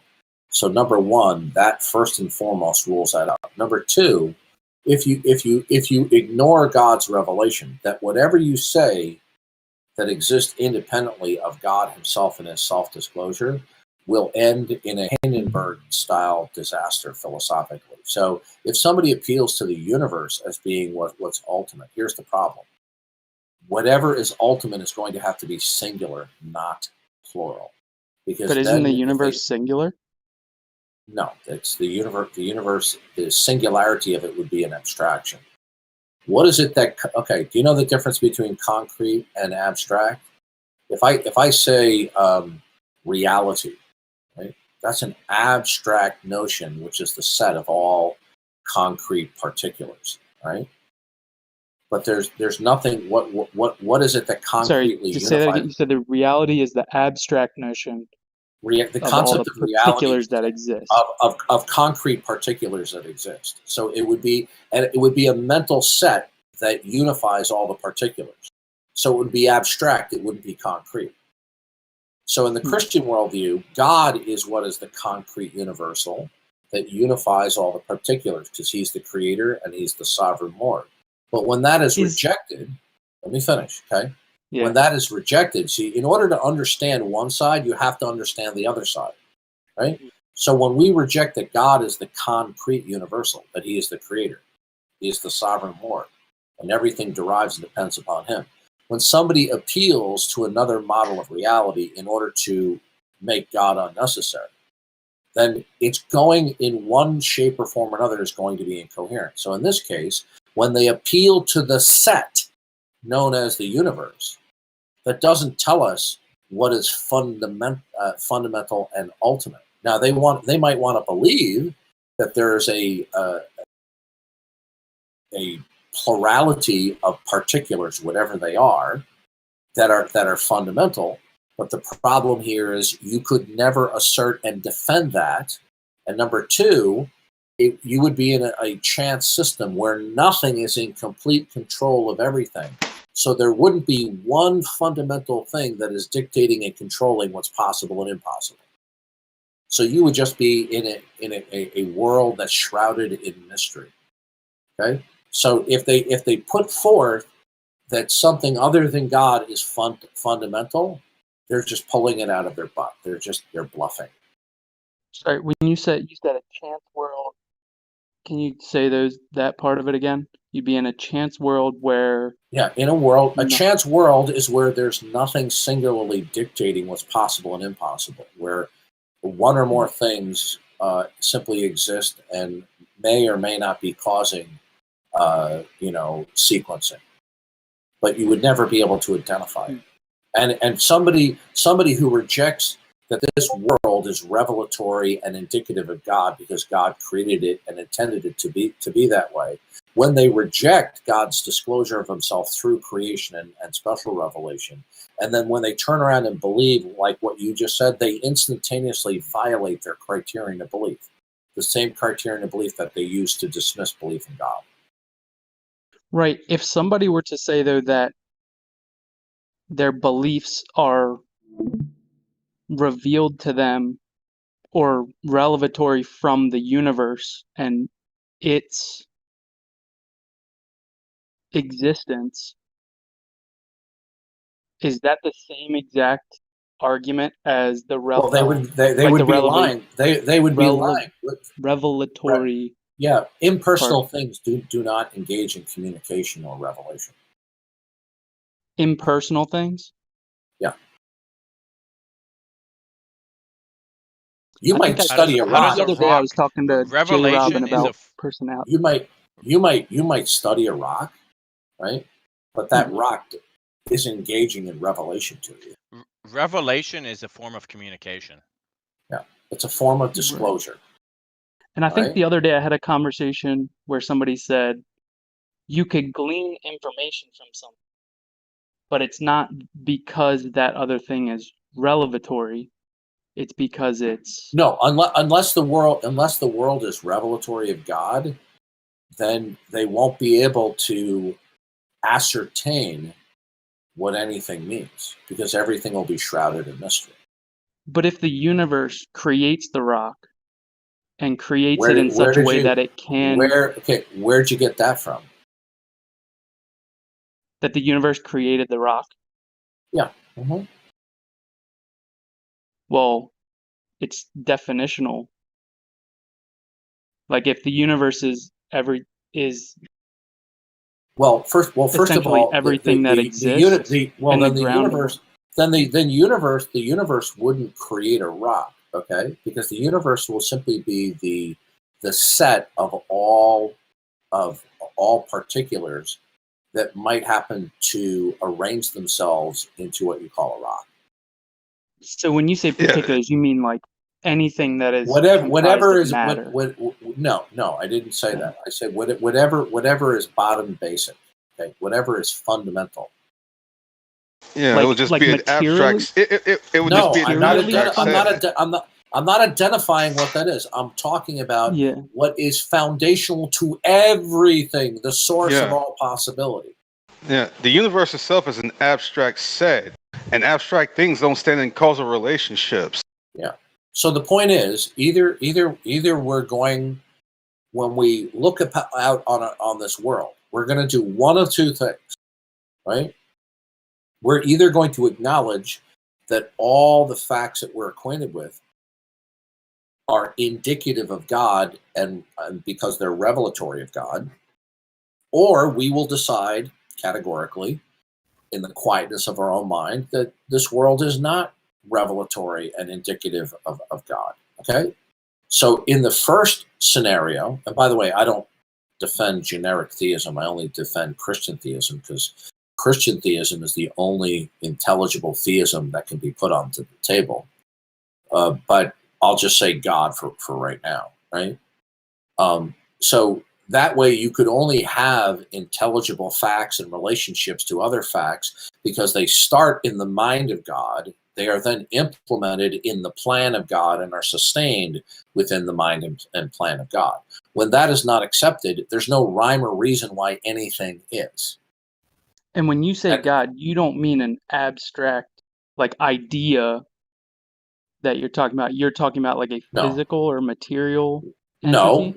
No. God is defined as being non-corporeal. Okay, so God is a mind. He's a, meaning a corporeal means that he has a body or physicality, right? So God is God is a non-physical mind. The Bible says God is a spirit, right? So God is the mind that is eternal, absolute, ultimate, and fundamental, and is the source of all possibility and impossibility. Now, that will either be accepted or it will be rejected. Now, if somebody says, but I don't know, that's just a smokescreen for not believing that God is fundamental, okay? And hiding behind I don't know. Can you describe all those things again? How you defined it? God is what is eternal, fundamental, absolute, meaning his essential properties are unchanging, and he's ultimate. He's the source of all possibility and impossibility, and he's a mind. That would distinguish. Yeah. Yeah. Unless something is fundamentally he can't will absolute. Something. He can't will something to change. That's not what I said. No, that's not what I said. What I'm saying. I'm clarifying. I'm not saying that you're. I'm trying to clarify. I am saying that there's a certain aspect of God that cannot and does not change. That doesn't mean that other characteristics of God don't change. Like, for example, his decision to create. Right? So there's a certain aspect of God that is unchanging. It is absolute. Right? Now, unless God is God and that he's absolute, then there's not going to be, and in addition to that God is revelatory, right? Yeah, God doesn't ontologically change unless he adopts. Hold on a second. I want to hear what this. So if we don't hold to that, then there will be no identifiable, defensible, absolute that we could appeal to ground any other claim of regularity, which will ground human intelligibility. Right? I think the trouble I have is that when you talk about the concreteness of God, it seems that I could think about that concreteness in the same way, but ascribe it to the universe, and it's hard for me to see a distinction in. Well, the universe the appropriateness of it, essentially. Okay. What is it that concrete unifies all of the independent particulars? Because either the particulars are united concretely, or they're simply united by your thought conceptually. Well, the first step, by the way, would be that you'd be violating your own criterion of belief to do that. How so? How would you know that? The universe doesn't engage in revelation. First of all, the universe isn't. No, you're not understanding something. It kind of does. No. How does an impersonal thing stand in revelation? Well, if it creates everything, and it creates things that are interacting. Hold on. Is this what you believe? That the universe is eternal and revelatory. I'm not interested. I'm not trying to be rude here. I'm not trying to be rude. No, I don't think you're being rude. Okay. Yeah. But I'm not really interested in a fantasy exploration. I'm interested in what you're willing to tell me what you believe. Right? Why are you confusing causality with revelation? If I get I have down a question. to it, why are you confusing causality with revelation? Causality with revelation. Yeah, because you said like the universe creates, but then you try to make that into a bridge of like something revelatory. So causality is the same as revelation to you? No, I didn't equate that. I said if it is the ground of all things that exist, then it is the ground of things interacting with each other, and essentially, we're interacting with the universe. That was the question. Here's your problem. It is the. No, you're not understanding. Okay.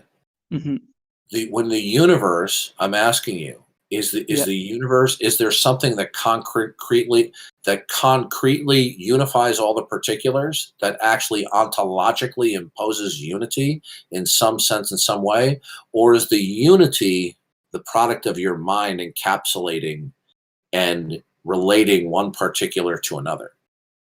Yeah, I mean, in my belief, I would say that the universe is the element that unifies everything within it, right? Like You're it, not it is you're the. not focusing on my question. Okay.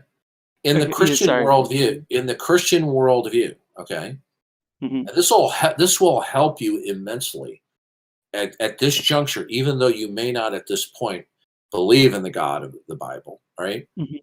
But by understanding what you don't believe, it will help you to compare and contrast and have a clear picture of what you actually do believe. So in the Right. Christian worldview, God is that which is fundamental, absolute, ultimate, the creator, and God is concrete. He's not an abstraction of the mind. God then creates all the particulars and he imposes various constraints of unity upon the particulars. Okay? So God is the concrete universal to all the particulars of creation. But if you don't accept that, then the unity that you're appealing to that surrounds or encapsulates all the particulars that you call the universe, is that unity simply a thought experiment in your mind? Or is there something that ontologically exists and concretely imposes the relatedness between any particulars? Actually, I'm not like super knowledgeable different philosophical terms. So ontologically, that means. It means the nature of being. So The can you nature say that of last it question means again? the nature of being. Like the ontology of a frog is that it has certain characteristics. Okay, it's its nature of being. Yo, Okay? what something is essentially. Yeah, What something is. Okay. So say that essentially. last question again. So I want to know is the universe, is that a concrete unification of all the particulars, or is that your mind abstracting that there's a set that contains concrete particulars? This Okay. is an important distinction, because sometimes in human discourse we end up reifying certain abstractions. Okay, so for example, I was listening to a lecture the other day where if you give a label to something, they were talking about gravity, right? And it was I think it was Stephen Meyer was talking with Eric Metaxas, and they call it gravity. Well, gravity doesn't tell you what it is, okay? But when you call it gravity, people give it a label, and they think that this identifies what it is. Okay, well, it doesn't. So reifying is literalizing an abstraction. Okay. Okay. So the point is this: is the unity what connects all the particulars? Simply your mind is correlating and connecting all of the dots, or is there something concretely connecting all the dots?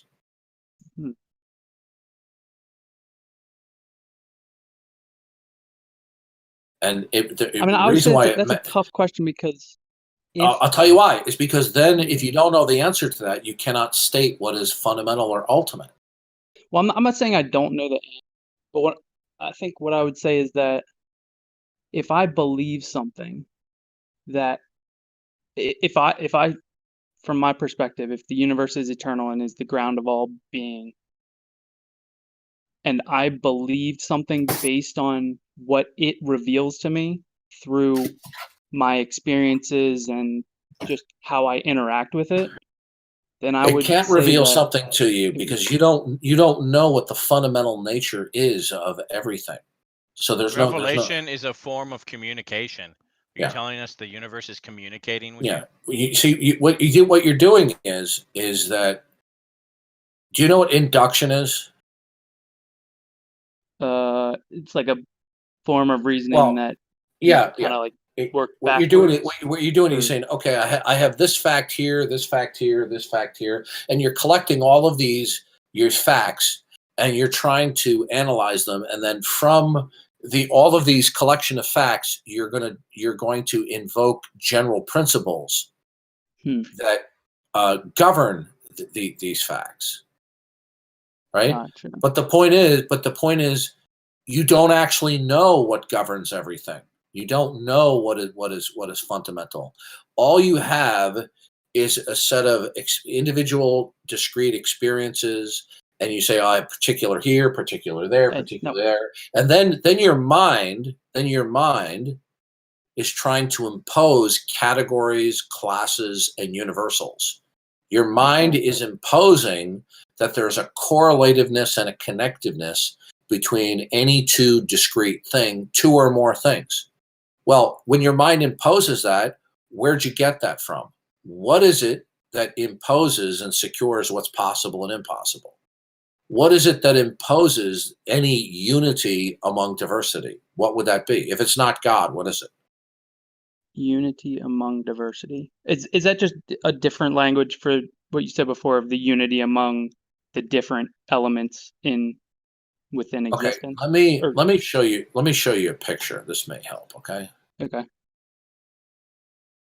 Because I mean, if I think about my perception of the universe is that it prescribes what's possible and impossible necessarily, because if it's all that exists, then it has to prescribe what's possible and impossible, because nothing can happen. No, you can only tell us what's possible. Okay, all right. Yeah, go ahead. All right. Just give me a second here. Look in Atheist Helpline. Okay. Now I'm gonna post a picture. Okay, just give me a second. Okay.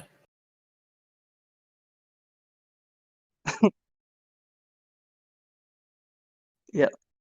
Okay. I see it. Now, are those sisters? Are they sisters? Yeah.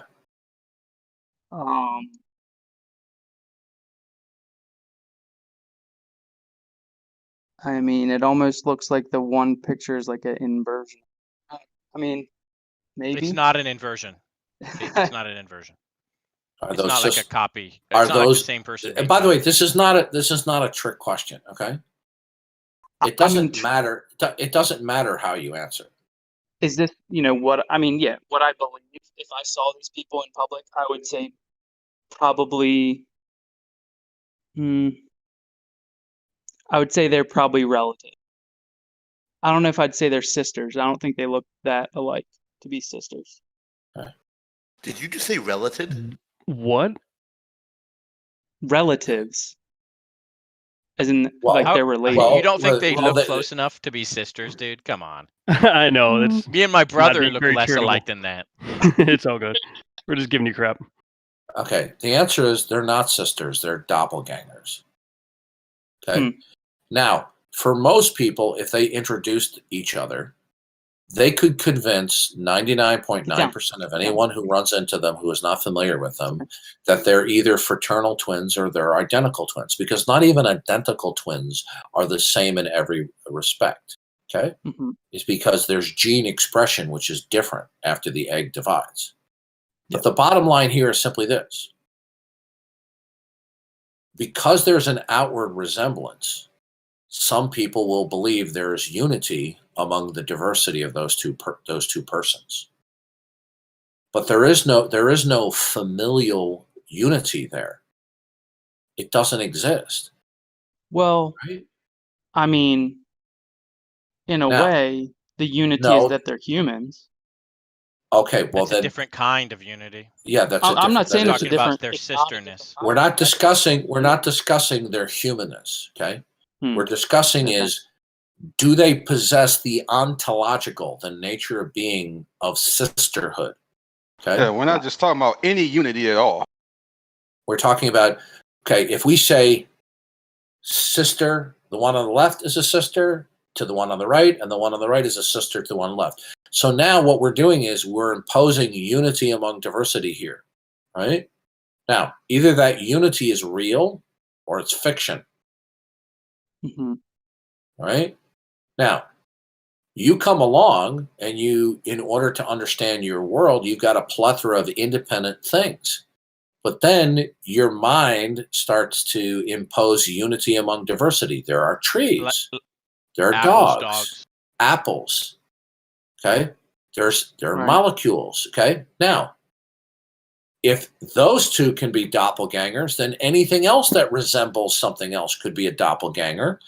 Okay? In order for there to be unity among diversity, it has to be imposed and secured. Otherwise, if it's not... Suppose we keep calling these two people sisters, even though there's no sisterhood there. Imagine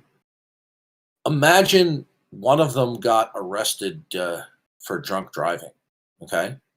And she paid the other one because one of them's rich. Said, listen, just tell the judge you took my driver's license, you took my purse, and you got drunk, and the cop pulled you over, and and said, Your Honor, I was drunk, not my sister here. And then, but the judge really knows who they both are. And he would say, stop right there. You're committing perjury. You're not her sister. Okay? So there's no ontological unity there. Well, what does this have to do about the universe, right? In the Christian worldview, God is the one who imposes the diversity and the unity so that we can talk about that there are dogs and cats and trees and water and atoms, things like that. But when you reject God and you say that the universe is the ground of all being, you have a whole bag of hurt that you have to deal with. Okay. First of all, you won't be able to identify what it is that's actually fundamental. Number two, you'll be asserting that the universe is fundamental, right? But the point is then I'll ask you a question. Well, are there secondary states? Because then all the universe is not, well, unless all the particulars are primary and first, then you can't say it's all fundamental, because some of the things in the universe would be fundamental and some of them would be secondary. I'm not quite sure I understand what you mean by, you mean that in order for something means it came from something else? Yeah. So in other words, began to exist. Yeah. So you've grown up because you were brainwashed into the theory of evolution, and so you basically adopted materialism. You can laugh; it's true. No, I mean, yeah. I mean, I can walk you through. I didn't really grow up believing evolution. That was kind of later in life. Oh, okay. So then if you don't believe in God, then how do you explain the mind-boggling level of complexity and beauty within the biological kingdom? I mean, I would say that evolution explains that. Well, there we go. I told you you've drunk the Kool-Aid of evolution. I was right, wasn't I? Real quick, when you said primary and second, and I think I asked this to somebody the other day, would me as a human being, would I be secondary because I was... Did you begin to exist? Everything that that's actually my question. If I came from two cells that existed prior to me, does that mean I began to exist, or is it the idea of me being a person that began to exist? No, you began to exist. Therefore, you're of a secondary order. Okay. So when you say the universe is fundamental, this is incoherent. What you have to say is that there's some substrate of the universe that is fundamental, but that there is a rearrangement and a joining together of certain fundamental things producing secondary states. So it's a mistake to say the whole set is fundamental. By the way, when he said you grew up believing that, he didn't mean that you went to church and was taught evolution or something like that. What he simply means is that you live in a society in which certain teachings like that is inculcated into your way of thinking. It doesn't matter whether you went to whether you like was taught in the church or not. Well, the fact is, you live in a society. okay. Which you were, yeah. Okay. Well, here's the deal. Okay. What we're really discussing here is your atheism. Okay. Yeah. So you have two hurdles that you've got to climb, among other ones. Okay. First of all, you're going to have to show why what is fundamental is not God. It's not a mind. Right. Number two, then you're going and you in doing that, you're going to have to show what is fundamental and impersonal. If you say it's a universe, okay, that's simply not going to be coherent, because a universe would then contain certain things that are primary and certain things that are secondary. Number two, you could never identify and defend what is fundamental. How could you do so? Defend what's fundamental. I mean, yeah, I think it's you. If it is fundamental, it's self-evidentially fundamental. Like you can't. It's Where'd you get that necessarily from? fundamental. Where'd you get that from? That's prejudicial conjecture. Yeah, I was gonna say that's pure conjecture. That the ultimate entity is necessarily. Yeah, Okay, you're begging the question. All right. Okay, I'm going to ask you a question. Okay. Yeah. Why don't you believe in God? I mean, I think honestly, through conversations, even your definition, in my mind, I just see that definition could be placed on the universe, in my view, and it could be that you're not addressing the question. Okay. Here's the question: God does not exist because. I mean, I've heard you ask this question before, and I mean, I've kind of boggled my mind over how to answer it, because I think the way that you're an atheist, right? Yeah, but I think that the way that you define believe God, you gotta focus. Okay. Yeah. You believe there is no God, correct? Right. Okay. God does not exist because. I think the universe is the grounds of all existence. That's why I believe God doesn't exist. Okay, so how did you determine that?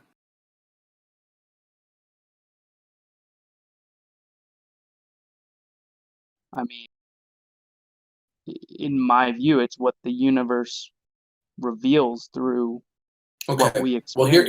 Here's the problem. Yeah. If the universe is what is fundamental, then it would be eternal.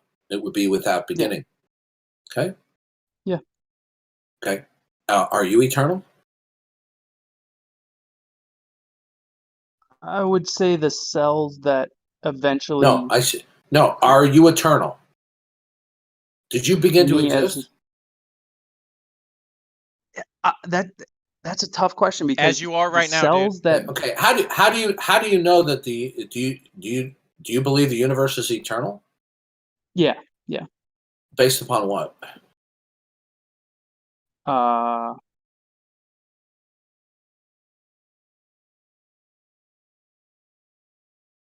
would say it's out of necessity, because if the universe is the ultimate and like basically. No, I'm asking you how you determined that the universe is eternal. How did you determine that? Sorry. I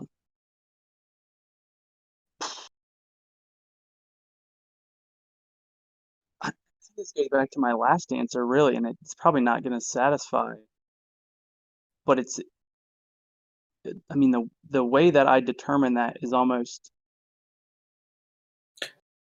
It's revealing itself. We've already gone over this. Okay. No. Yeah, no. That's a tough. I have to think Non-personal. about that one, honestly. No. Well. First of all, do you accept the standard model of cosmology, the Big Bang? I mean, I think maybe people talk about it the wrong way. I don't think that nothing existed and then Okay, you know what? something existed. How old Like, I are think you? that the universe has old are you? always existed, and How it's old are you? 30. Okay, you have a big problem focusing. Okay, I agree with that. I just wanted to say real quick that the majority of the consensus is that the majority of the scientific community, including Stephen Hawking, agrees that the universe had a beginning, which is what Darth was pretty much alluding to. I don't hold to Big Bang cosmology, but I'm just asking, do you? Yeah. Yeah, I mean, I would say people, I think, misconstrue. Did like, the universe begin to listen? Yeah. Focus. Did the Okay. universe begin to exist? The universe has always existed. Okay. Now, how do you know that?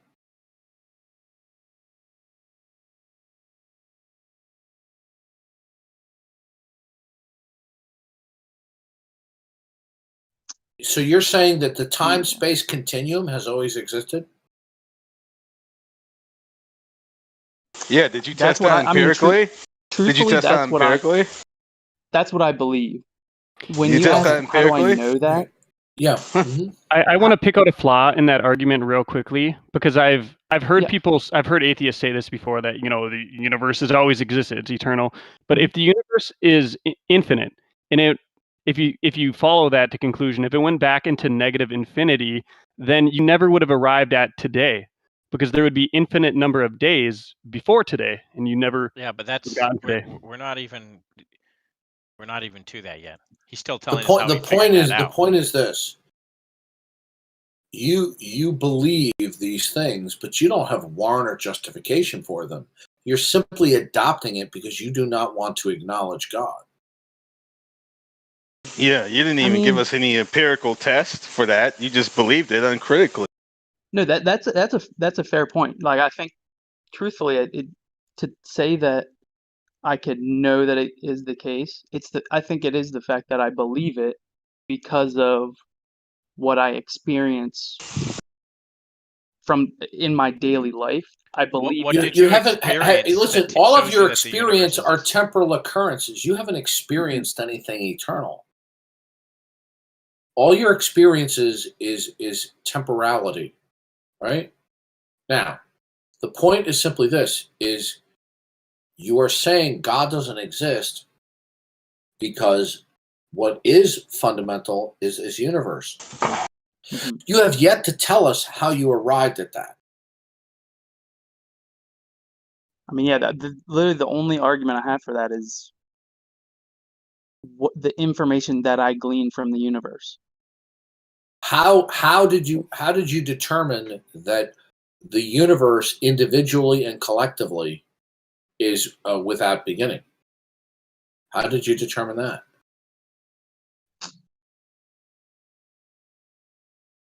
I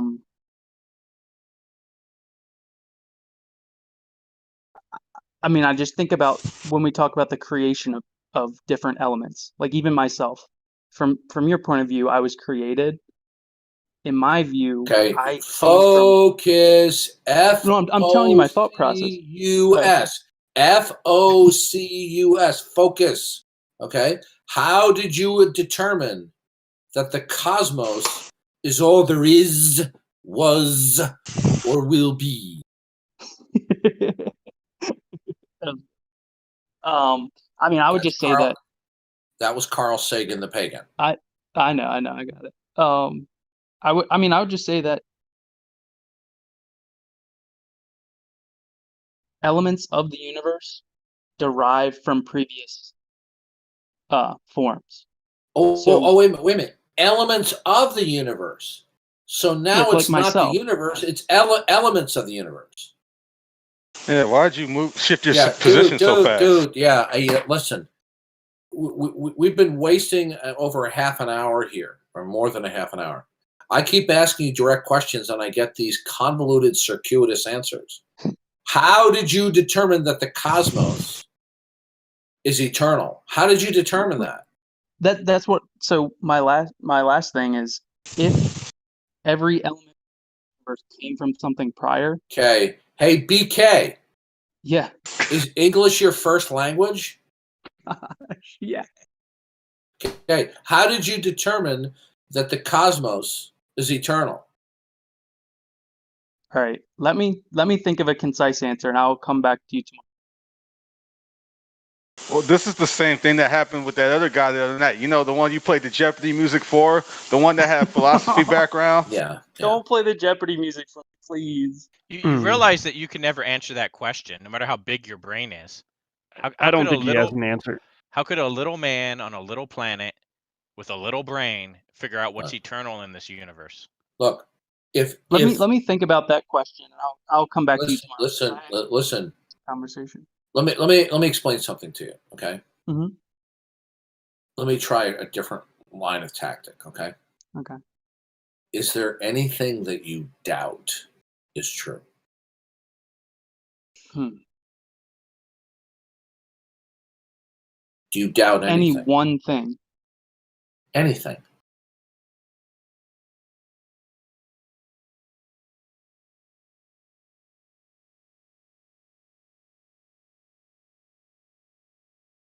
If it's true. Sorry. Wow, you know something? I mean, yes. This is a. I could ask a child this question. Do you doubt that I can jump to the moon? Yeah. Okay. Then God exists. If you can doubt at all, then God is going to have to exist. You want to know why? Why? Because if you don't acknowledge that God is the necessary precondition for everything, including what's possible and impossible, that God is the basis of what is, can be, and cannot be, then there will be no metaphysical worldview basis to doubt anything.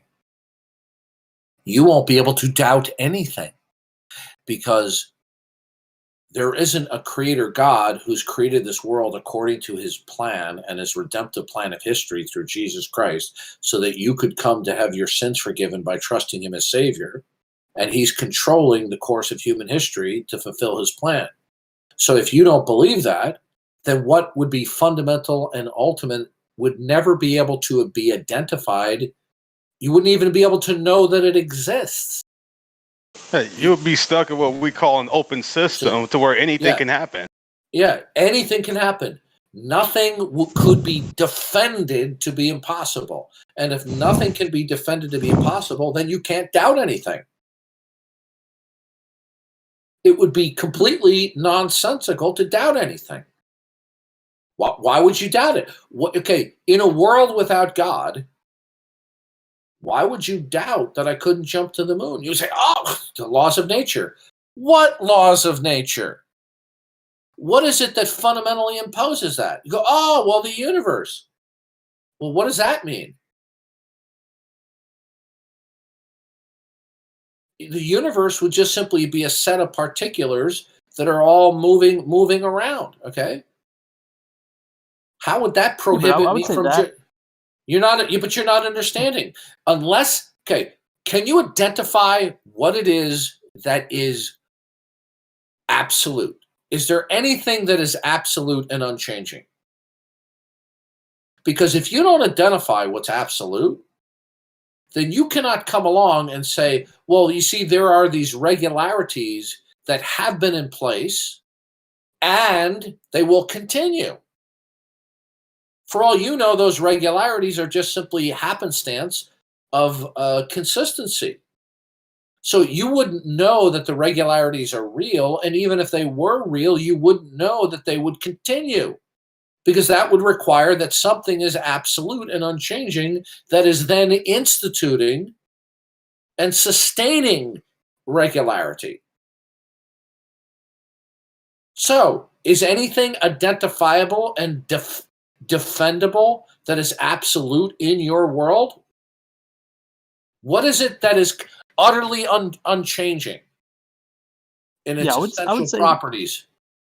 In terms of unchanging, and you better not say the universe.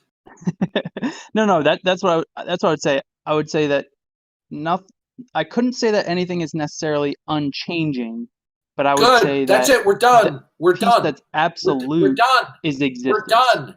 We're Okay. done. Existence is not a predicate, sir. Existence doesn't mean anything, okay? Unless you're Dr. Irwin Corey or Dr. T.J. Ump, right? Who? Dr. Irwin Corey, the world's foremost authority and the greatest inspiration to modern day atheists. Okay? Now the point is this. Unless that which is absolute is a mind and God and has a plan and is revelatory, you will never be able to know, identify it, and defend that it exists.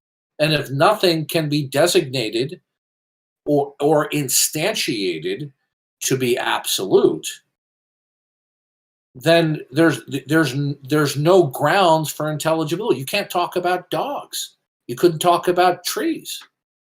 Because that presupposes the regularity of nature. And where does the regularity of nature say? Oh, well, it just is. Well, then that would be a brute fact. There would be no rhyme or reason why it is. Or, for that matter, that it would even continue, even if we were to grant that it was real. Actually, that's a good question. If there isn't a why behind the way something is. No, I just told you. Go back to square one. Okay. If you can doubt something, then God exists. Because in a world without God, nothing could be doubted. And if you disagree, tell me how you can doubt something. I'd love to hear it.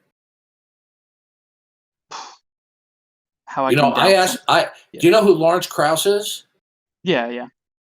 Okay. Now this is a guy who goes, why don't you believe in God, Dr. Krauss? Oh, because we don't need God. God's an unnecessary appeal to supernatural woo-woo. We can explain the world through laws of nature. Dr. Krauss, what is it that's fundamental and ultimate that institutes what's possible and impossible?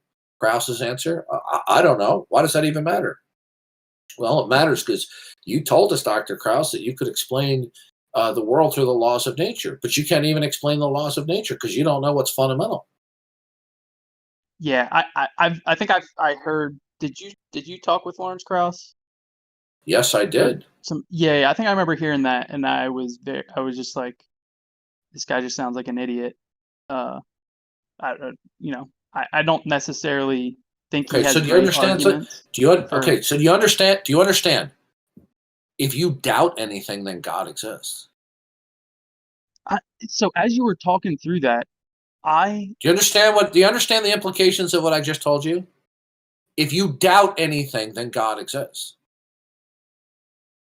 Yeah, I understand because unless God exists and He is revelatory of Himself, okay, then you have no unless God reveals His existence, that He is absolute, that He is ultimate, that He's constructed this world individually and collectively to reveal Himself to us. Even our self-consciousness is a revelation of God. Now, if you don't accept that, then there's no reason whatsoever to doubt anything. It doesn't matter how much predictive capability modern science has. Because I asked Lawrence Krauss, okay, this guy's a physicist. I said to him, what is it that's fundamental and ultimate that will institute and secure what's possible and impossible for anything? And he goes, I don't know. What does it even matter? Because you're the one who told us you can explain everything through the laws of nature. That's why it matters. And then he got ticked off because guess what? I called his bluff. Yeah. All those guys are kind of whiny, and whenever they get hit with but guess what? Sort of adversity, you're just regurgitating what Lawrence Krauss said in different words. That the material world itself is fundamental and ultimate. Yeah. But you have no grounds to say that. You're just making that up.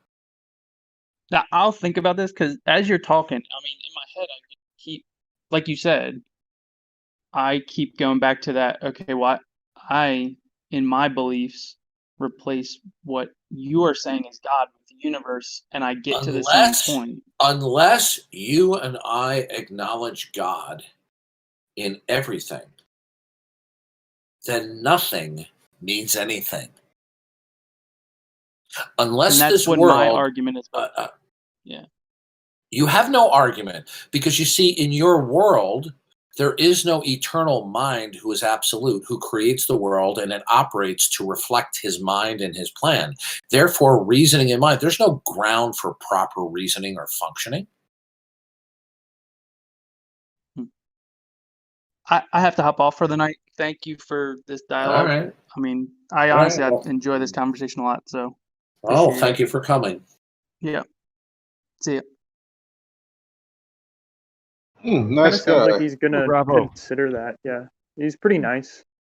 Golf clap for BK for being civil the whole time.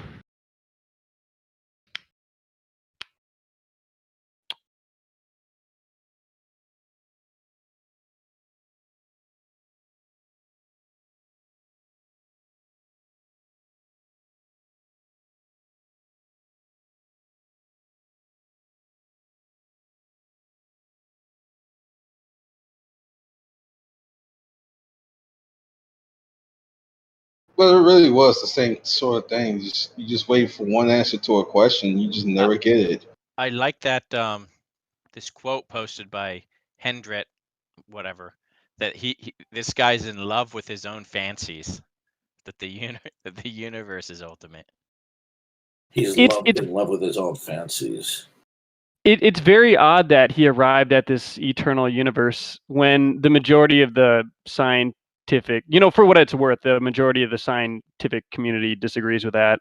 Pretty much all cosmologists, since Who Edwin cares? Hubble. They're just speculating too. Yeah, I'm just talking about, based on the whole cosmic microwave background radiation and Big Bang shit. He said it Blah. revealed it to him. The universe reveals it to him by what he Uh-huh. experiences. Sounds very mystical. Sounds very like. He is a mystic. Mystical. Well, yeah. let me ask you this. Revealed. I'd like to ask him, Yeah. when you're going up in an elevator and you're going to the 8th floor and you're on the 2nd floor, and then when it stops at the 3rd floor and some heavyset guy gets on, and when you're at the 5th floor, he lets out a big fart. What is the universe telling you?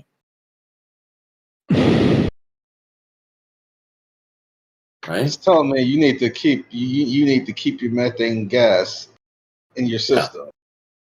Yeah. Don't you love it? Okay? The universe is revealing. Here, let's listen to a pathological lying atheist lying so he can avoid the acknowledgement and gratitude that rightfully belongs to our loving creator. Okay? Okay? This is Tyler from the Refining Reason debate. You can see this on YouTube. Now, for those of you who haven't heard this before, the Refining Reason, I don't know what channel it was. It's called the Refining Reason debate. And it's the Q&A session after Matt Dillahunty debated Seitan Brugengate, right? You know what? I'm going to stream this, okay? Okay, everybody see that? Oh, this guy. Okay. Yeah. Okay, so Tyler, I recognize Tyler's voice. He identifies himself as Tyler here. I don't know if that's his real name. I would debate against him as an atheist on Pal Talk around 10 years ago. And I ran into Tyler about a year after he spoke here. And I asked him what his final court of appeal, what his ultimate authority was. And he said, human reason. And I said, it's not anything beyond human reason? And he said, no, it's human reason. And I said, nothing else? And he said, no. Then I confronted him about this video, and he admitted to me that he was lying. So what you're going to hear is an atheist lying through his teeth, and Eric and Seitan are going to say, you see, this is what it takes when we confront people with the revelation of God, that they resort to lying in order to evade the truth of God. So here we go. So go ahead. Thank you. I'm Tyler from right here in Memphis. and you said that all views that don't make mention of God reduce to absurdity. So for the sake of this discussion, I am a presuppositional atheist, and I look forward to you showing how the following is absurd, which I will assert without evidence. There is a force out there that is all-powerful but not conscious. It validates inductive reasoning, it validates logic, and it reveals to us all that God does not exist. Show how that is absurd. What is that force, and how do you know about it? It's just there. It's out there. Yeah, how do you know about it? It revealed itself to me. Okay, It revealed so itself it's to a me. personal revealing force? No, not personal. It just instills How me did it with the do that? knowledge. How does it do that? I don't know. It just does. So you're talking about some force that reveals knowledge to you such that you can know for certain? Yes, and it's not conscious. You know what I say? Speak into the microphone, sir. See what it takes to reject the God that all of you know exists. Can you illustrate the absurdity, though? Yes, I can. I just say speak into the microphone. Sorry. I don't believe in those types of In other words, you're presenting the absurdity right now. That's what's going on. Yeah. When he No, says, no "How do you such know? thing. How did it reveal?" and you go, "I don't know." We're telling you. So does my ignorance of that illustrate absurdity? Is that what you believe? That is what you believe? Yes, absolutely. Okay. Did you hear that? Is that what you believe? Absolutely. He's lying through his teeth here. Yep. He's absolutely a damnable liar here. Right? Is that what you believe? Oh, absolutely. Okay. Such thing. How did it reveal? And you go, "I don't know." We're telling you. So does my ignorance of that illustrate absurdity? Is that what you believe? That is what you believe? Yes, absolutely. Okay, so are you telling I know me, it, in Okay, fact. hang on a second. So are you... Did you hear that? I absolutely believe it, and I know it. The guy's lying. Right? He's absolutely lying through his teeth. telling me that atheism cannot account for truth? No, I didn't say that. Well, you just admitted to. So some you're kind saying of that there must be some force to reveal, because without that force, you can't know anything. Is that what you're saying? Yep. Okay, that's fine. That's Thank you. perfect, and that's exactly the point of the atheist worldview. That honest atheists will admit. You might this. not call it a god, but you're. No, but I just illustrated that it's not conscious, so it can't be a god. How can something that's not conscious reveal It just truth does. to you? It just does. It just does. What a liar. does. It just does. All right, thanks. So you're making up, you're postulating an absurdity that you yourself don't even believe in. No, I believe it. And in fact, you believe He goes, no, I believe it. And he's lying again. it too. Right. Well, that's fine. I see what you did there. I see what you did there. Did you see the thumbs up from the host? Did you see what the host? I see what you did there. And he gives it thumbs up.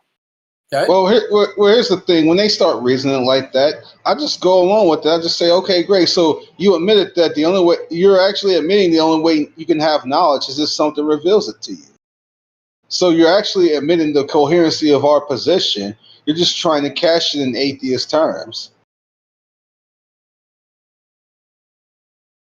So you're not actually debunking our position. You're just trying to do a parody of it to claim that you're showing absurdity, but you're actually not showing the absurdity. What you're doing is you're demonstrating the only way you can have knowledge is by revelation, and you're trying to call it something other than Christianity. This is what they're left with. They're lying.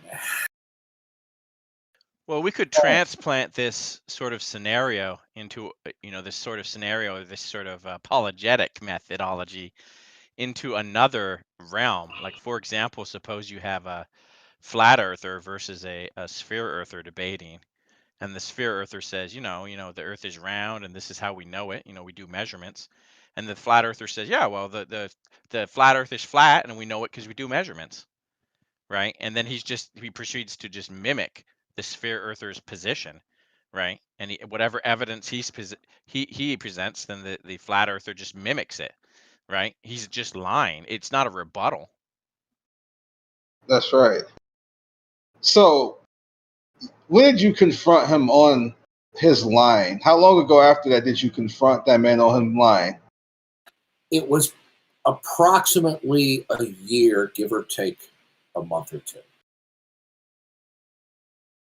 And what did you say to him again? I said to him, I DM'd him and I asked him about his atheism. I said, so let me get this straight. As an atheist, you don't have a positive belief in God? He says, yes. And I said, so God would not be your ultimate and final authority. And I said, what would be? And he said, his mind. Okay? His mind would be the basis of ascertaining what things are true or false. And then I said, were you at the reasoning of the dogma debate between Matt Dillahunty and Sci-Tech? And he said, yes. I said, did you stand up and ask questions at the Q&A? And then there was this pause, and I said, he knew what was about to happen. I know it was you. I said, I recognize your voice. And he finally admitted that was him. And I said, so you were lying, weren't you? And he goes, I guess I'm busted, aren't I? Something to that effect. Well, he thinks that even though he's lying, it's some sort of rebuttal, right? He thinks that because he can lie and mimic, that it's a rebuttal. No, it's not. It's actually confirming that it's confirming the powerful nature of the argument. He's just trying to find some way to cash out in atheistic terms something he don't actually believe is the case. But we don't. But if he was truly mimicking it, then he would be, coming from a place of being truthful and actually believing that, I not lying about it. I didn't mean mimic like accurately. Right. I'm just saying, if he wants to do an exact parody, exactly, it wouldn't even be him doing a parody. It would be him actually believing it from top to bottom and not lying about it. So then he wouldn't be able to do such a parody like that to begin with. The only reason why he's doing a parody is because he doesn't believe it.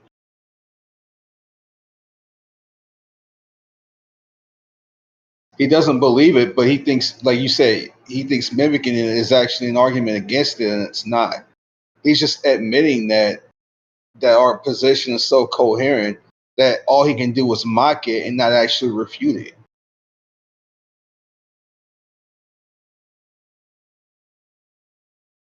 He's not actually doing a reductio. He's not actually showing it to be absurd.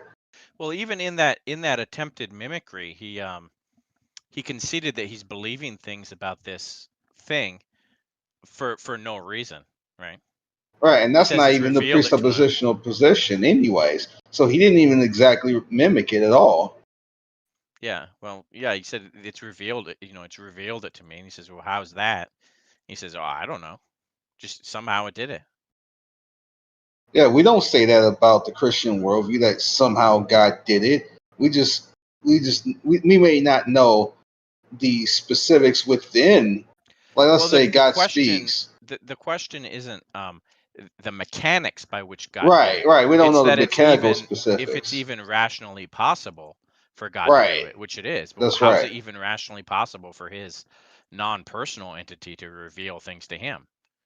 Exactly. He can't even provide a rational justification. He can't connect the dots in his own system. He just begs the question. Well, it just does. Is that what you think we did in our system? No. We said God did it through progressive revelation, through these means, through natural and special revelation. We don't have to know the mechanics to be able to give a coherent and rational explanation that he did it. He's just begging a question and saying, well, like revelation. We don't even have to ask him about the mechanics. He's just stipulating revelation. Well, where is the logical entailment in something non-personal conveying information? Where's the logical entailment in that in his own system? It just happens. It just is. That's a vicious begging of the question right there. He's never able to put to tie them all together. I think if you're ever interested in it, Darth, that this sort of atheist apologetic is worth investigating sort of step by step and taking a look at it. Analyzing it's so abysmally bad. It's so Well, easy I to think tackle. that All you it gotta will do. throw Christians for a loop, you know. You know what I mean? Yeah, like So I think it'll untrained be Christians, it educational. would. Well, this But force just made me know. Well, when did this happen? When you were on the toilet yesterday? But all you gotta do is, if you're trying to do an exact mimic or an exact replica of the presuppositional position, then you can't simply say that it just makes you know through some arbitrary explanation. Then you're not copying it down to the point anyway. Yeah, yeah. Well, I think analysis would be useful. Yeah, it's just you're trying to ape the tag, and then you're just replacing the personal trying God with impersonal question mark, an unknown something when that's not our position. So it's pretty lame to attempt to. They have to lay out the same structure, of course, because it's a transcendental argument. You're comparing worldviews, but when you just see what they're trimming away, and then trying to say, "Well, can't I have that? Isn't that sufficient?" Well, no, But it's not. they'll lose. You're left with a lot of problems there. I didn't see them ground unity and diversity. The thing is, they'll lose either way. They'll lose if they try to do an exact mimic down to every single detail. Then you're just it's just Christianity with another label. It grounds unity and diversity because it's triune. This entity's triune. What is it? This what is it? entity's triune. It's just not what we're talking about. Huh? Like we talk about the Trinity, we're laying out particular concrete characteristics. And they just say, I want what your God has, but then we go, well, what is it? All right, it's just an abstract, it's not concrete, it's just a pure something purely formal, where there's no information there. If he tries to copy it in every respect down to the T, then it's just Christianity with another label.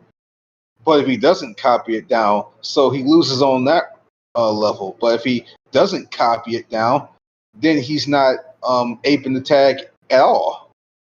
Because he's gonna in this world. It's gonna be one or more essential. Yeah, it's gonna be one or more essential parts of the tag that he cannot exactly mimic, which means he's not doing a proper parody in the first place. So on either count, they lose. You're just trying to say I need something to replace God as a precondition. Just say it's a something, not Yahweh. It's a something else. What is it? I don't know. It's just something. It has everything that Yahweh can do, but I just won't name and claim what that is. It's just you're taking concrete God and then abstracting and depersonalizing and making something purely formal and non-personal. But they're actually still non-named. They're actually conceding that the reasoning is coherent when they do that because they don't have a real objection to it. I mean, mocking in and of itself is not a rejection. And they haven't actually showed the actual reductio either in doing such a thing like that. All they've done at the end of the day is just mock it. So without actually showing any real problem, they're just conceding the argument and trying to throw a different label on it. Purely abstract structure of it and just saying, oh, so I need something in the ground intelligibility. Can I just say it's a something without any particularity? And go, I know the Christians laying particularity down and then they don't. I go, you're just trying to ape it's like a shadow of the Christian worldview that isn't the actual concrete thing. It's just merely a shadow. And then lacking any of the specificity or details regarding the concrete nature of God, his plan of creation, redemption, creation, fall, redemption, consummation of all things.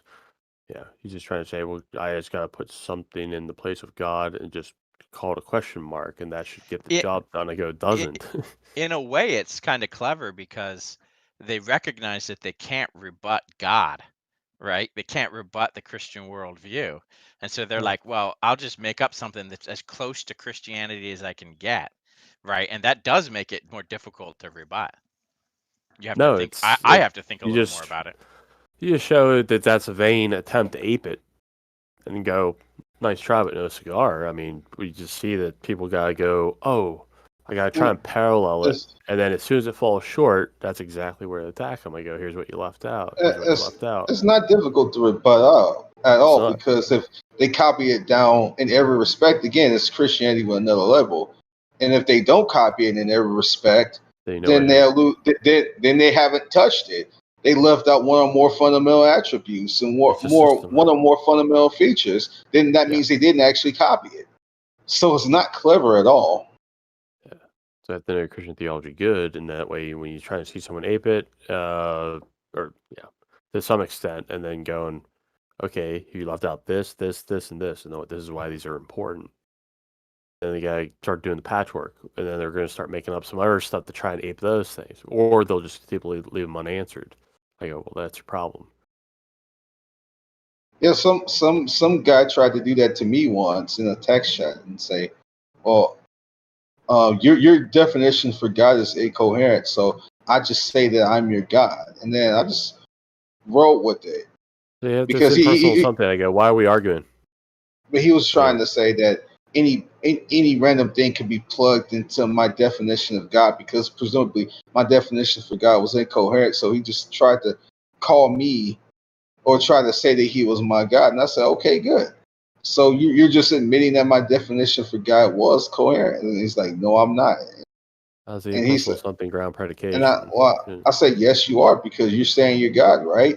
Why would you actually say that you're God when it's not when it's not coherent, a coherent concept? You don't identify it as something that's incoherent. And then he didn't know what to do with it. He was stuck. He kept trying to troll, essentially, but he got to the point to where he was running out of gas, and even his trolling tactics wasn't working, because I was literally using his own rationale against them, and I was just saying, well, if you think that that's all that I'm doing, then I can, just take your own logic and claim that. Then I can claim that I'm your God by the same, nonsense. It's when you see and that's not what I'm doing. I'm not just randomly, trying to plug in God as an explanation here. And there was really nothing he can do about it. He was just saying, well, your definition is incoherent. It's like, well, where's the incoherency? He didn't tell me where it was, and he stopped responding. Yeah. Maybe they just make the claim that just shuts you down. I go, no, we want specificity. I mean, people just claim begging the question or like spell it, show me where that actual error is made. You made a claim, now you got to back it up. Not merely just use that as some rhetorical bat, to think the person is making all these errors when they're clearly not, and you just, accuse them of it. I go, when you make an accusation, you need to back it up. But all you have is a surface level aping of the tag. It's surface level. There's just no depth or breadth to it. If you press this guy with more questions, I go, wait, how'd you grow in unity and diversity? You want to say it's triune and non-personal. What is a triune non-personal thing? Because we're talking about the ontological trinity, one being, three persons, covenant in the history of creation and redemption, accountable for, this accounts for man's sin or responsibility before God. Why there's debate going on, dialogue, while we're arguing with the other one, to hold people to logical, rigorous discourse, and you have personal beings debating, showing an overarching purpose here and everything like that, and go this impersonal something that you don't want to name and claim. It's supposed to be grounding all these things. So from ultimate non-personality, you get personality, and personalities arguing with each other. There's really no rhyme or reason to it. Once you start going beneath the surface level of the faux tag that they're laying out, because they're laying out a transcendental structure, they're saying, okay, I gotta have to have something that replaces Yahweh. And they're not going to put any specificity down. Just say it's something and just depersonalize it. That's what one of those moronic atheists tried to do to William Lane Craig, try to make this supercomputer into something that's a computer mimicking attributes of God, but all he was doing was just attaching a different label on to the issue. He was just trying to redefine the attributes of a computer with God's attributes and giving it a different label. And Craig is like, what you're calling a computer is really God. That's what happens when you just rob it up all of its essential attributes and give it a different label. Taking the personal attributes and then trying to